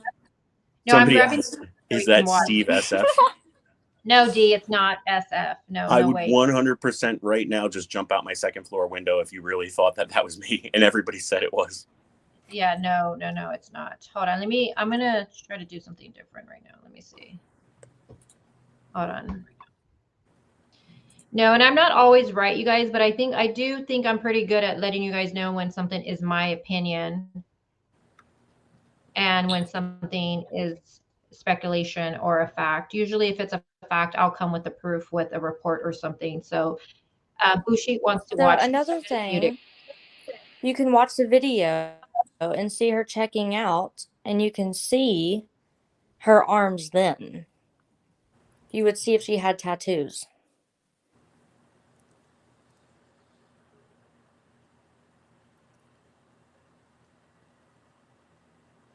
I think I sent you my cute cut copy of these videos. It might be easier to see because I slightly enhanced them as well. Hold on. I'm really picky in how I show things. Hold on. Give me a second, guys. Talk it up, chat. Talk it up. Let me fix this. Hold on. Wind it up. Yeah, no, just so you know, DC, after SF and I had a conversation on his Twitter, he blocked me. So definitely not me. Or definitely not him, sorry. Definitely me. And of course, all of his members are liking everything I said. So he just blocked me because he couldn't respond. I just want to know exactly why she was at that Family Dollar when there are other stores nearby. Well, yay, I got power back. Family Dollar usually tries to undercut all the businesses. So ultimately, if the tarp costs $2, believe it or not, for $1.89, somebody will travel 60 miles just to buy that. So for the daughter, I don't believe that though. I mean, that would with kind gas of discredit you. Yeah, no, with gas prices, I don't believe this 59-year-old is going to drive. Well, true with the gas prices, you're right. Yeah, that's if she was supposed to pick somebody up at a designated location like her death spot, yes, she would stop at that store. It makes all the sense in the world. It's right there. Okay, think of this though. I'm sorry if you're trying to play the video. There is a Dollar General. I think it is approximately 2 to 3 miles from where her car was found. It is not in Clayton. It is a Dollar General 3 miles, I think, from where her car was found on that side of the road. So Dollar why would General is only Dollar General is only good for school supplies and balloons for parties. possibly I could go to that Dollar General and see what they have, and the Family Dollar. I meant to I do was that, but I I was ran just out of kidding. time. I was I just I kidding. kn- I know, but I'm a I'm just magician, saying. so when people are like, "Hey, go to this craft store," I say, "No, go to this one because you'll get better prices." Because all of these magic tricks, just to let you guys know a secret, it's not really happening. Like cards that change color and faces, those are all created by us sitting here with little Dremel tools, cutting apart stuff, filing it down. So when we talk about like good places to do crafts, we know because we don't make much money. So we actually have to spend as little as possible. Dollar General, perfect for school supplies and for magic needs. No, Mark, I don't think I'm muted again. I just muted so there's no background noise when my guests are speaking. I like to mute myself. You guys just need to remind me. Let me put my camera on so you guys know in case I am talking and I am muted. This is a good way you guys can tell. Um, Devil's advocate can cover tattoo with makeup. Yes, you can, but I feel like it would be much easier for somebody if they're just going to wear a long sleeve shirt. I just don't see it like taking the time to actually putting makeup over the tattoo. I would think she would just cover it up. And then look at the leg. That's why I stopped it right here. Look at that leg. I'm sorry, that's a skinnier version. That's a skinnier leg than the daughter's. The daughter she's thicker, way thicker than mom's legs. So again, I don't think this is her. Let me hit play for this. Hold on. Is she wearing white tights? No, those are going to be She her could legs. be wearing a sleeve. But again, if you're gonna, the reason I'm saying this is because I have tattoos, and if I'm going to try to disguise myself, the easiest thing for me would just wear a long sleeve shirt. I wouldn't Right. want to take the time to put makeup on, take the time and to put a sleeve on. I think that would even be noticeable by a clerk, even because I wear a sleeve because I had to get my lymph nodes removed, so I have to wear a sleeve sometimes on my arm. It'll swell up. And you can get skin tone like, nude, but you can still tell you're wearing a sleeve. So I would think that would be something maybe the clerk would notice, maybe not. I just don't think someone's going to take the time to do all of that. I think why not simple form, boom, put a long sleeve on, go. If she Exactly. was, I don't know. That's just me though. It would be much easier. Let me hit play. Let me see. Lisa, you're so funny. I'm looking at your comments in chat. You're so funny. So she walks in.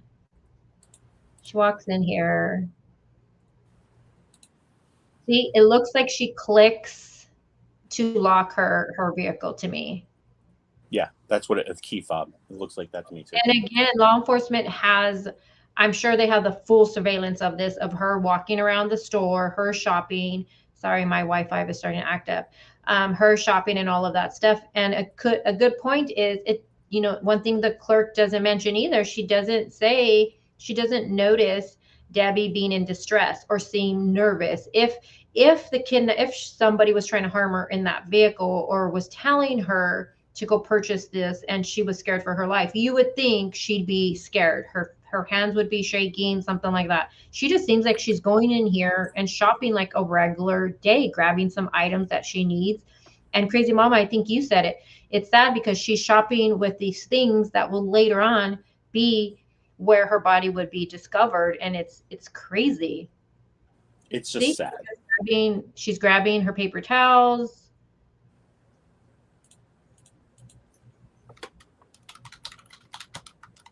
Alana, mute yourself if you're not, or allegedly mute yourself. We could hear your keyboard going crazy.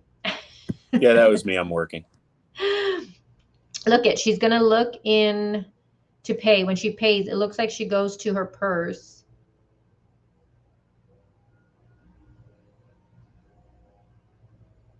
Oh, did she already do it? Hold on. Yeah, she did. Hold on. Now, there's something I want to point out. So when you guys are shopping for somebody, let's say they ask you to pick up a bunch of stuff, like a tarp, a lighter, and stuff like that. Well, wouldn't you get something to carry it in because they don't do plastic anymore. So they're going to give you like a paper bag. So buying that tote could have been, as you've seen when she was bagging it up, Could have just been to carry this stuff, hand it to them and say, keep the bag, don't worry about it. Now you have an extra bag. Well, that's what something that I was saying, because even the clerk says this bag she purchased, it's a reusable bag that people buy in the store.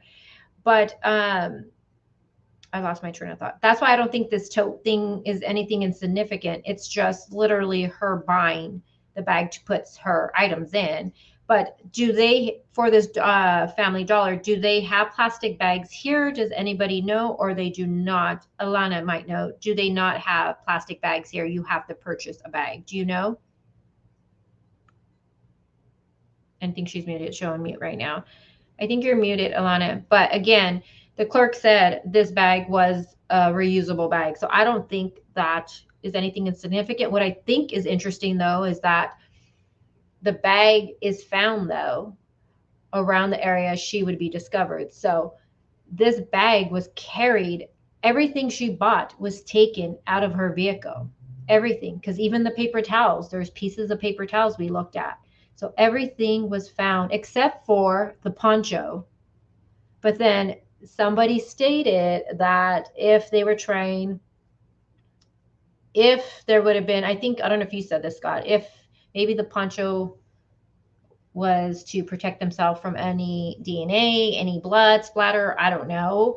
But it's just interesting that everything she purchased is literally taken out of that vehicle and is where she would be found. It's so bizarre. So with the contents of the stuff she bought, honestly, it fits pretty much tailgating parties or just outings. Like if you're going out and you think it's going to rain or there's possible chance of showers. I think that the reason all those things were purchased was, one, for the lighter, the tarp so that they can drag her down the hill or whatever. And the poncho was just to sell a selling point. Oh, can you grab one of those ponchos because it might start to rain? And they were going to use it for something like Dexter. You know, they were going to just put it on and be like, huh, all right, well, just so you know, if you don't send that Venmo or whatever happens, you're going to die and I'm not going to have any evidence. So nobody's going to know who did it. That's what you would tell somebody that you're killing to make them like be so upset and so hurt that, and like Alina said, this is personal. This isn't something where somebody just walked up and said, I don't know you, I'm going to kill you. Bushi, the bags, are you talking about right here? Is that where you're seeing the plastic bags? Because I originally thought they'd be right here too. And I think I'm just stuck at, it's just, what made her buy these items? Was she planning on going? It makes sense when we discuss it, like the items bought. If she was planning on going to that game, it had rained earlier that day. She's decked out for a freaking game.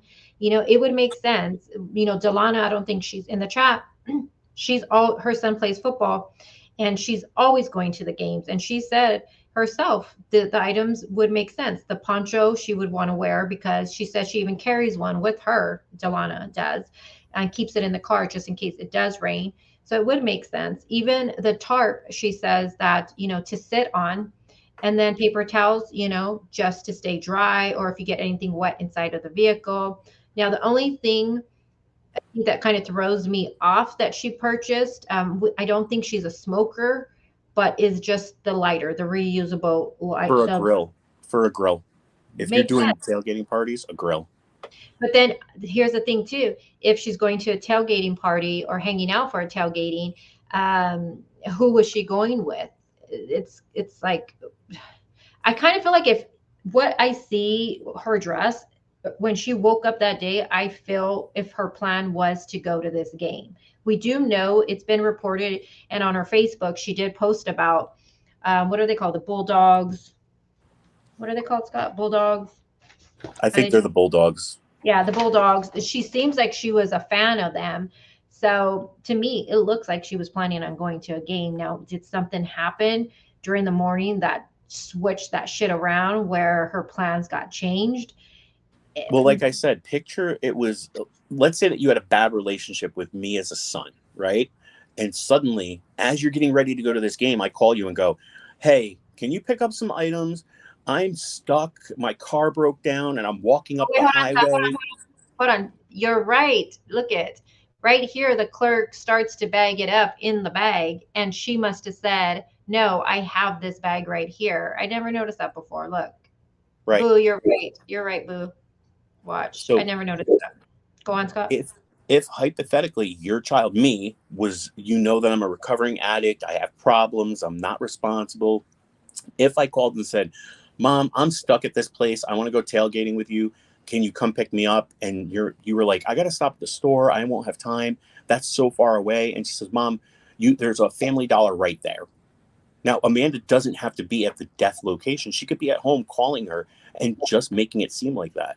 So for her to travel all the way out there, she could have just said, fine, I'll hit the Family Dollar that's right there and then pick you up from your little campground area that you guys hang out at. And you're right, Nilly. I keep looking to make sure I'm not muted. You're right. Maybe she needed the lighter for the home. It seems like and I'm looking at the surveillance. She is so calm. She even tells the lady, like, hey, use this bag to bag it up. There is no distress that I can see from her in this video. And I know it's kind of hard to really tell, but I'm going based off of what the clerk also stated. She had conversation with the clerk, obviously, and for sure this is not a dude here. This is not the boyfriend. But she's just so calm purchasing these items. And I kind of wonder, did someone I feel like someone told her to buy these items, because I feel someone told her to buy the items because this is what's found at the scene. Even the freaking bag, it literally was carried out of her car with the bag. And again, we don't know if this is exactly where her life was taken. I'm assuming it was, based off of, you make a good point when you talk about the hand, Scott. I originally was thinking this could have been staged with her hand like that. And law enforcement is going to be able to tell, the autopsy is going to be able to tell us all of that stuff. But I don't know, you guys, I'm watching this and she just seems so calm.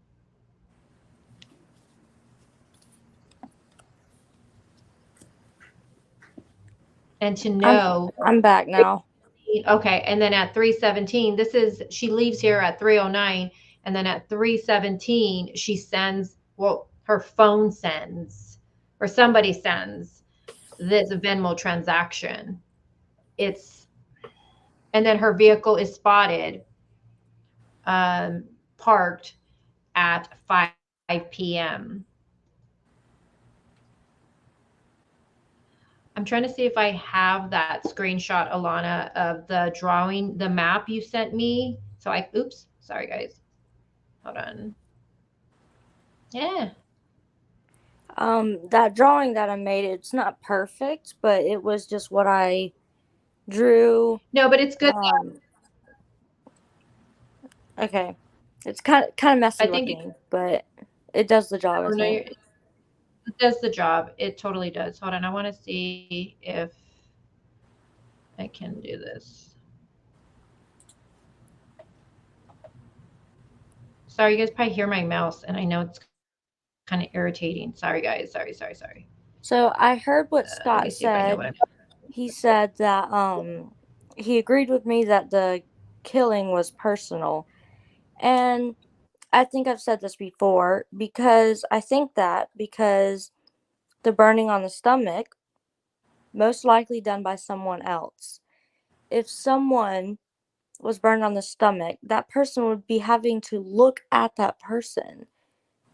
Killers usually don't even want to look at the person face to face when they kill them. It's such a sociopath type of behavior. Well, and most of method them of do. killing. Most of them enjoy, they revel in the murder. But when it comes to random, just regular murders, like maybe Chris Watts, Brian Laundrie, they didn't look them in the face because they're cowards. But when it comes to an angry person, Yes, an angry person that's trying to get their point across, that's what they will do. So that's why I think it is personal and someone close to her. Whoever you that mean somebody person she may had be. arrested, right? Somebody she had arrested? Someone who had it out for her. That's what I'm thinking. Someone Right. who wanted her gone. I think it's somebody who was pissed off already decided with another person, because this is not a one-man job. This would be literally impossible. So that person said, hey, I don't care, kill her. You know what? We're going to get this much in life insurance or somewhere around that much. Plus, we're going to get the will and all this stuff. Like maybe she has a house that nobody knows about. That's, you know, the house she grew up in. Mom kept it, but nobody lives there because it's so far away. Maybe they have property that she could sell because it'll be split up. But I think that he was so happy to commit this act that he didn't care. And she didn't have to be there. She was totally fine with it. Hey, do what you need to do. I don't want to see it. That's fine. You're not going to be there. You're my alibi. So I see Millie's comment. I think that's how you say your name. Sorry if I get it wrong. She says, I seen the video somewhere this morning showing the person behind Debbie in the Family Dollar. And I saw that too. It was a guy who was checking out right behind her. But he could have followed her. He could have followed her. No. And knew the items that she had just bought and used them for the murder. But again, the type of killing was not just a random killing. This guy walking up. Yeah, I don't think this is a random killing either. I think this was a planned killing, and I think she was set up. I personally do. And I think this was thought out, because think about it. Isn't it interesting that Thursday, Amanda and her boyfriend moved back into the home? Isn't that interesting? That Thursday they come. It is interesting. I want to know the why. Yeah, me too. The timing, the why. Well, they haven't said why. Here's the reason it makes me weirded out. They moved to Maryland, and in a month and a week, they have to come back. So if they failed in Maryland, why did they fail in Maryland? When did this plan occur? Probably in Maryland. They knew that whoever they went to stay with was not going to let them live for free.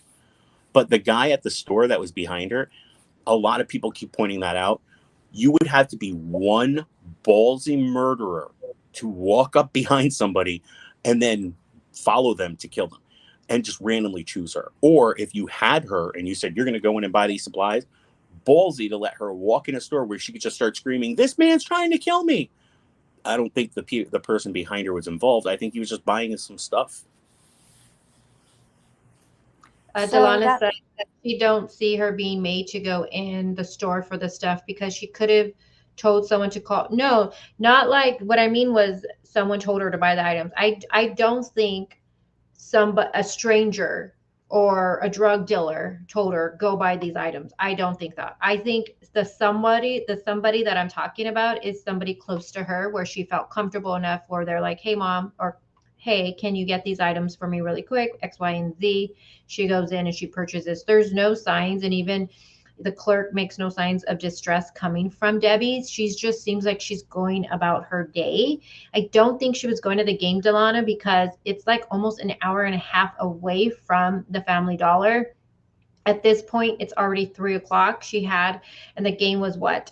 At 4 plus traffic. You know, I don't see her going there. I feel like someone told her to buy these items, but I don't feel she was in fear, whoever told her to buy the items, if that makes sense. There are two things that people are forgetting. One, after a tailgate party, there's usually an after party, and that usually goes for 30 to 45 minutes, if not longer, until people start dissipating. Second, there was a bluegrass festival that night as well. So just because she had to go out of her way and miss the game, going to the party, the after party, hearing about the game, everything she missed, she would still be hanging out with her crew. Or she could have just said, you know what, we'll go to the bluegrass party after. Another thing we don't know about is any of Debbie's friends. Did she have any friends in the area? There's been no mention. No friends have come forward to say, yeah, you know what, we go to the game together. Yeah, you know what, we do tailgating together. We meet up at the bar. I know older ladies, older people. I have one of my neighbors works at a bar. She's older.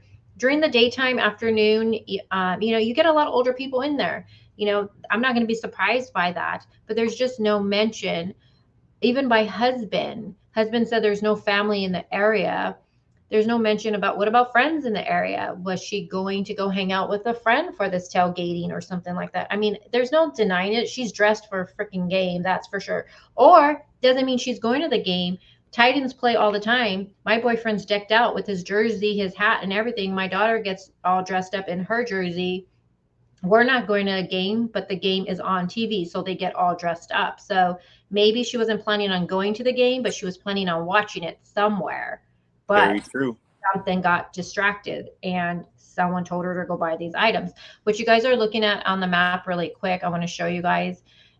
This is Alana. She did this for us, and she's going to do another one, you guys, where she actually has the streets and all of the little tidbits of information on the map, but she just did this really quick. So blue equals driving to Clayton, pink equals turns around in Clayton and heads back.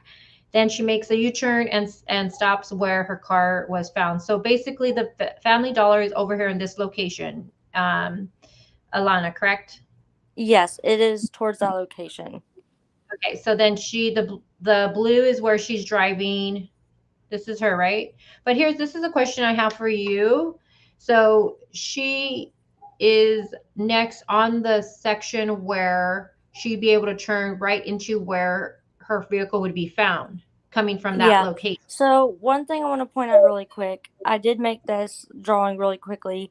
The yellow line, which was where her car was parked and where I put that the body was found, her body was found a tiny bit more south, so a little bit lower than where I had put it, but not by much. Okay, but my question for you is, so she's driving on the lane where she'd be able to immediately turn into where her vehicle would be found and her body. Yes. Okay. So she drives this whole, and this is something that So she drives all of this. She passes where her vehicle ends up being found. She drives this location, and then she makes a U-turn right here because there is a middle divider in the whole thing when you look at the actual map. Well, she's driving back from the Family Dollar on the left side of this picture, makes the U-turn back into the right lane on the right side of the road where her car was found. So she turns here and then ends up going all the way back, and then her vehicle would be seen right here on the exactly. So that's what I was wondering. Why did she turn back around after heading back towards the direction of Athens? So I have a quick question for you, Alina. Yes. From that Family Dollar, what is can you figure out what the 8-minute marks would be? Just 8 minutes away from Family Dollar on every road.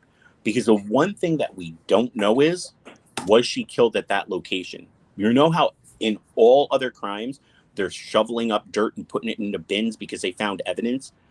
Well, they didn't do that there. Yeah. So why didn't they do that there?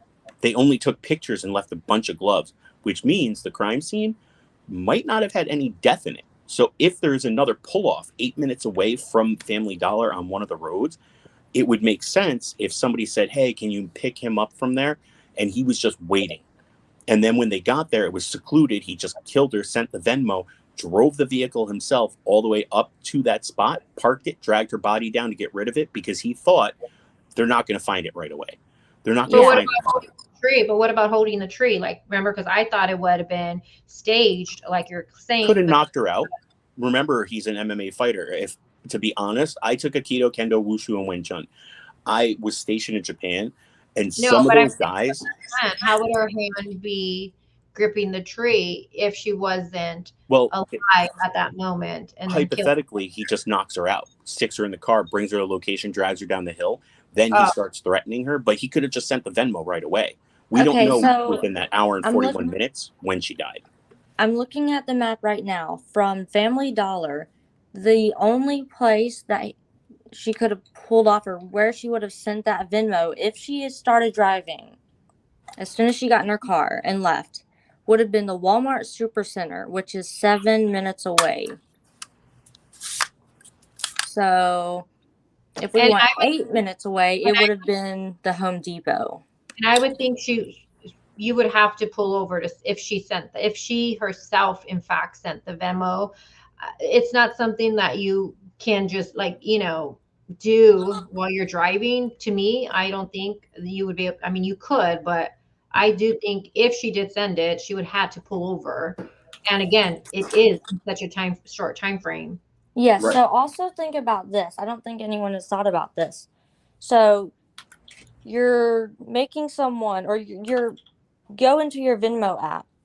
You have to type in that amount of money and send that message along with it.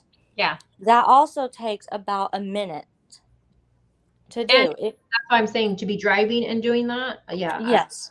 So the only thing right before that Walmart center, if you were driving, would We're not looking for stores though. We're looking for side roads.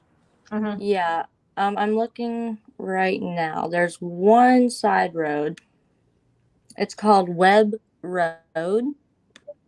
That is but that's on the other side of the highway. So Radio Lane is on the side she would have been driving back from the Family Dollar, which is also 7 minutes from the Family Dollar. So Radio Lane, Clayton, Georgia. Hold on, I have the map up, Alana, if you want to walk me through it. I'm not good with the mapping. So this is correct, right, Alana? This is going to be the area. Yes. Okay, Exactly. So this is That's where it. we've seen her car in all the footage we've seen from law enforcement. This is where her vehicle was parked right here. Her vehicle was literally parked in this area right here. So then they get off and whatever happens. But where should I go from here? Let's get out of here with the map. So where are you trying to go right now? What are you trying to find? I'm trying to show visually what you're explaining to everybody so people can see. So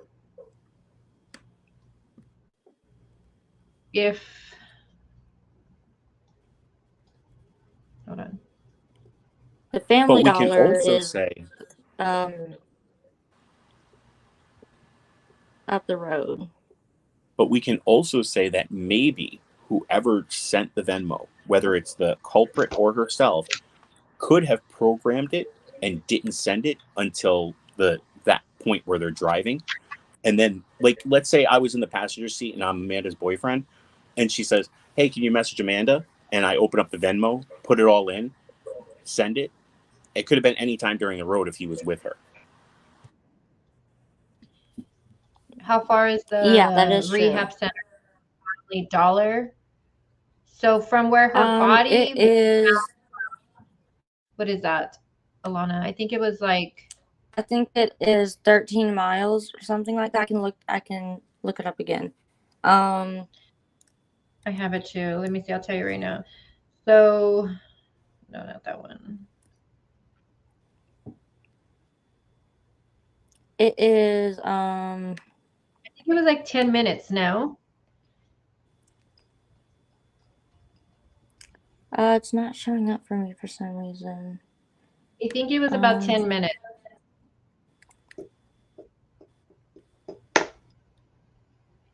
Okay, 17 minutes, 12 miles. Okay. So it's not far. No.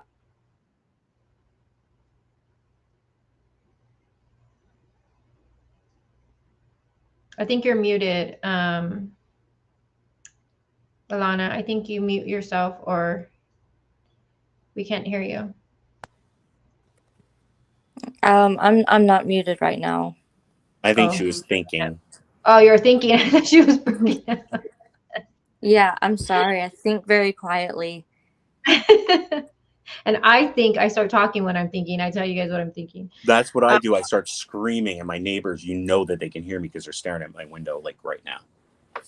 So you guys, I'm going to let you guys know right now. I got to end the stream because I'm already getting a message. I have to be somewhere at 1. I didn't realize it's 12:30. I mean, yeah, it's 12:30 my time already. So can we make this like a part 2, Alana, and do another stream like this where you come on Pano and we can look more at the map and stuff? We didn't even finish the video that I want to show you guys. We can do that. I don't think it's going to be tomorrow, you guys. I tell you guys, tomorrow's my daughter's birthday. I'm gonna thank my panel for coming up. Scott, it's always good to have you up here because, you know, we kind of bounce off each other really well with thoughts. We seem to never agree. I just realized on anything with these cases. And you always make fun of my. I do not make fun of you. But it was weird when you were talking to your cats and you weren't muted. We were like, who's he talking to? I was really confused. Alana is like, we're like, okay, weird. What is that? It's fine. We all slip no, up sometimes. I really want to thank Alana for coming up here, and maybe we can plan. I'm going to be honest, I'm not going to be able to plan a weekend live. It's so much going on with my daughter's birthday. Maybe Monday, Alana, if you're free, we can do another morning chat and we go more into details. Oh, yeah. If that works for you, we can do that. Now, I'm going to let you two off panel. So again, you guys give it up for them. They are amazing. Thank you, both of you, for coming up here. It's always good to have other people up here with me when I'm talking. So Alana, thank you again. You are welcome. Thank you for the invite. I really like your channel, and I thank you for the work that you do. It is very well looked at and detailed. Thank you so much. Okay, so I am going to wrap this up, you guys. We will do another part 2 for this stream. And let me just put myself back on camera real quick. I always look so crazy when I come back on camera. Gosh, we've been on here, you guys, for 3 hours. Oh my gosh. So again, tomorrow they're supposed to do a briefing tomorrow. Law enforcement is supposed to do one, and I'm living for it. I know a lot of you guys are excited for it. I use the word exciting, whatever.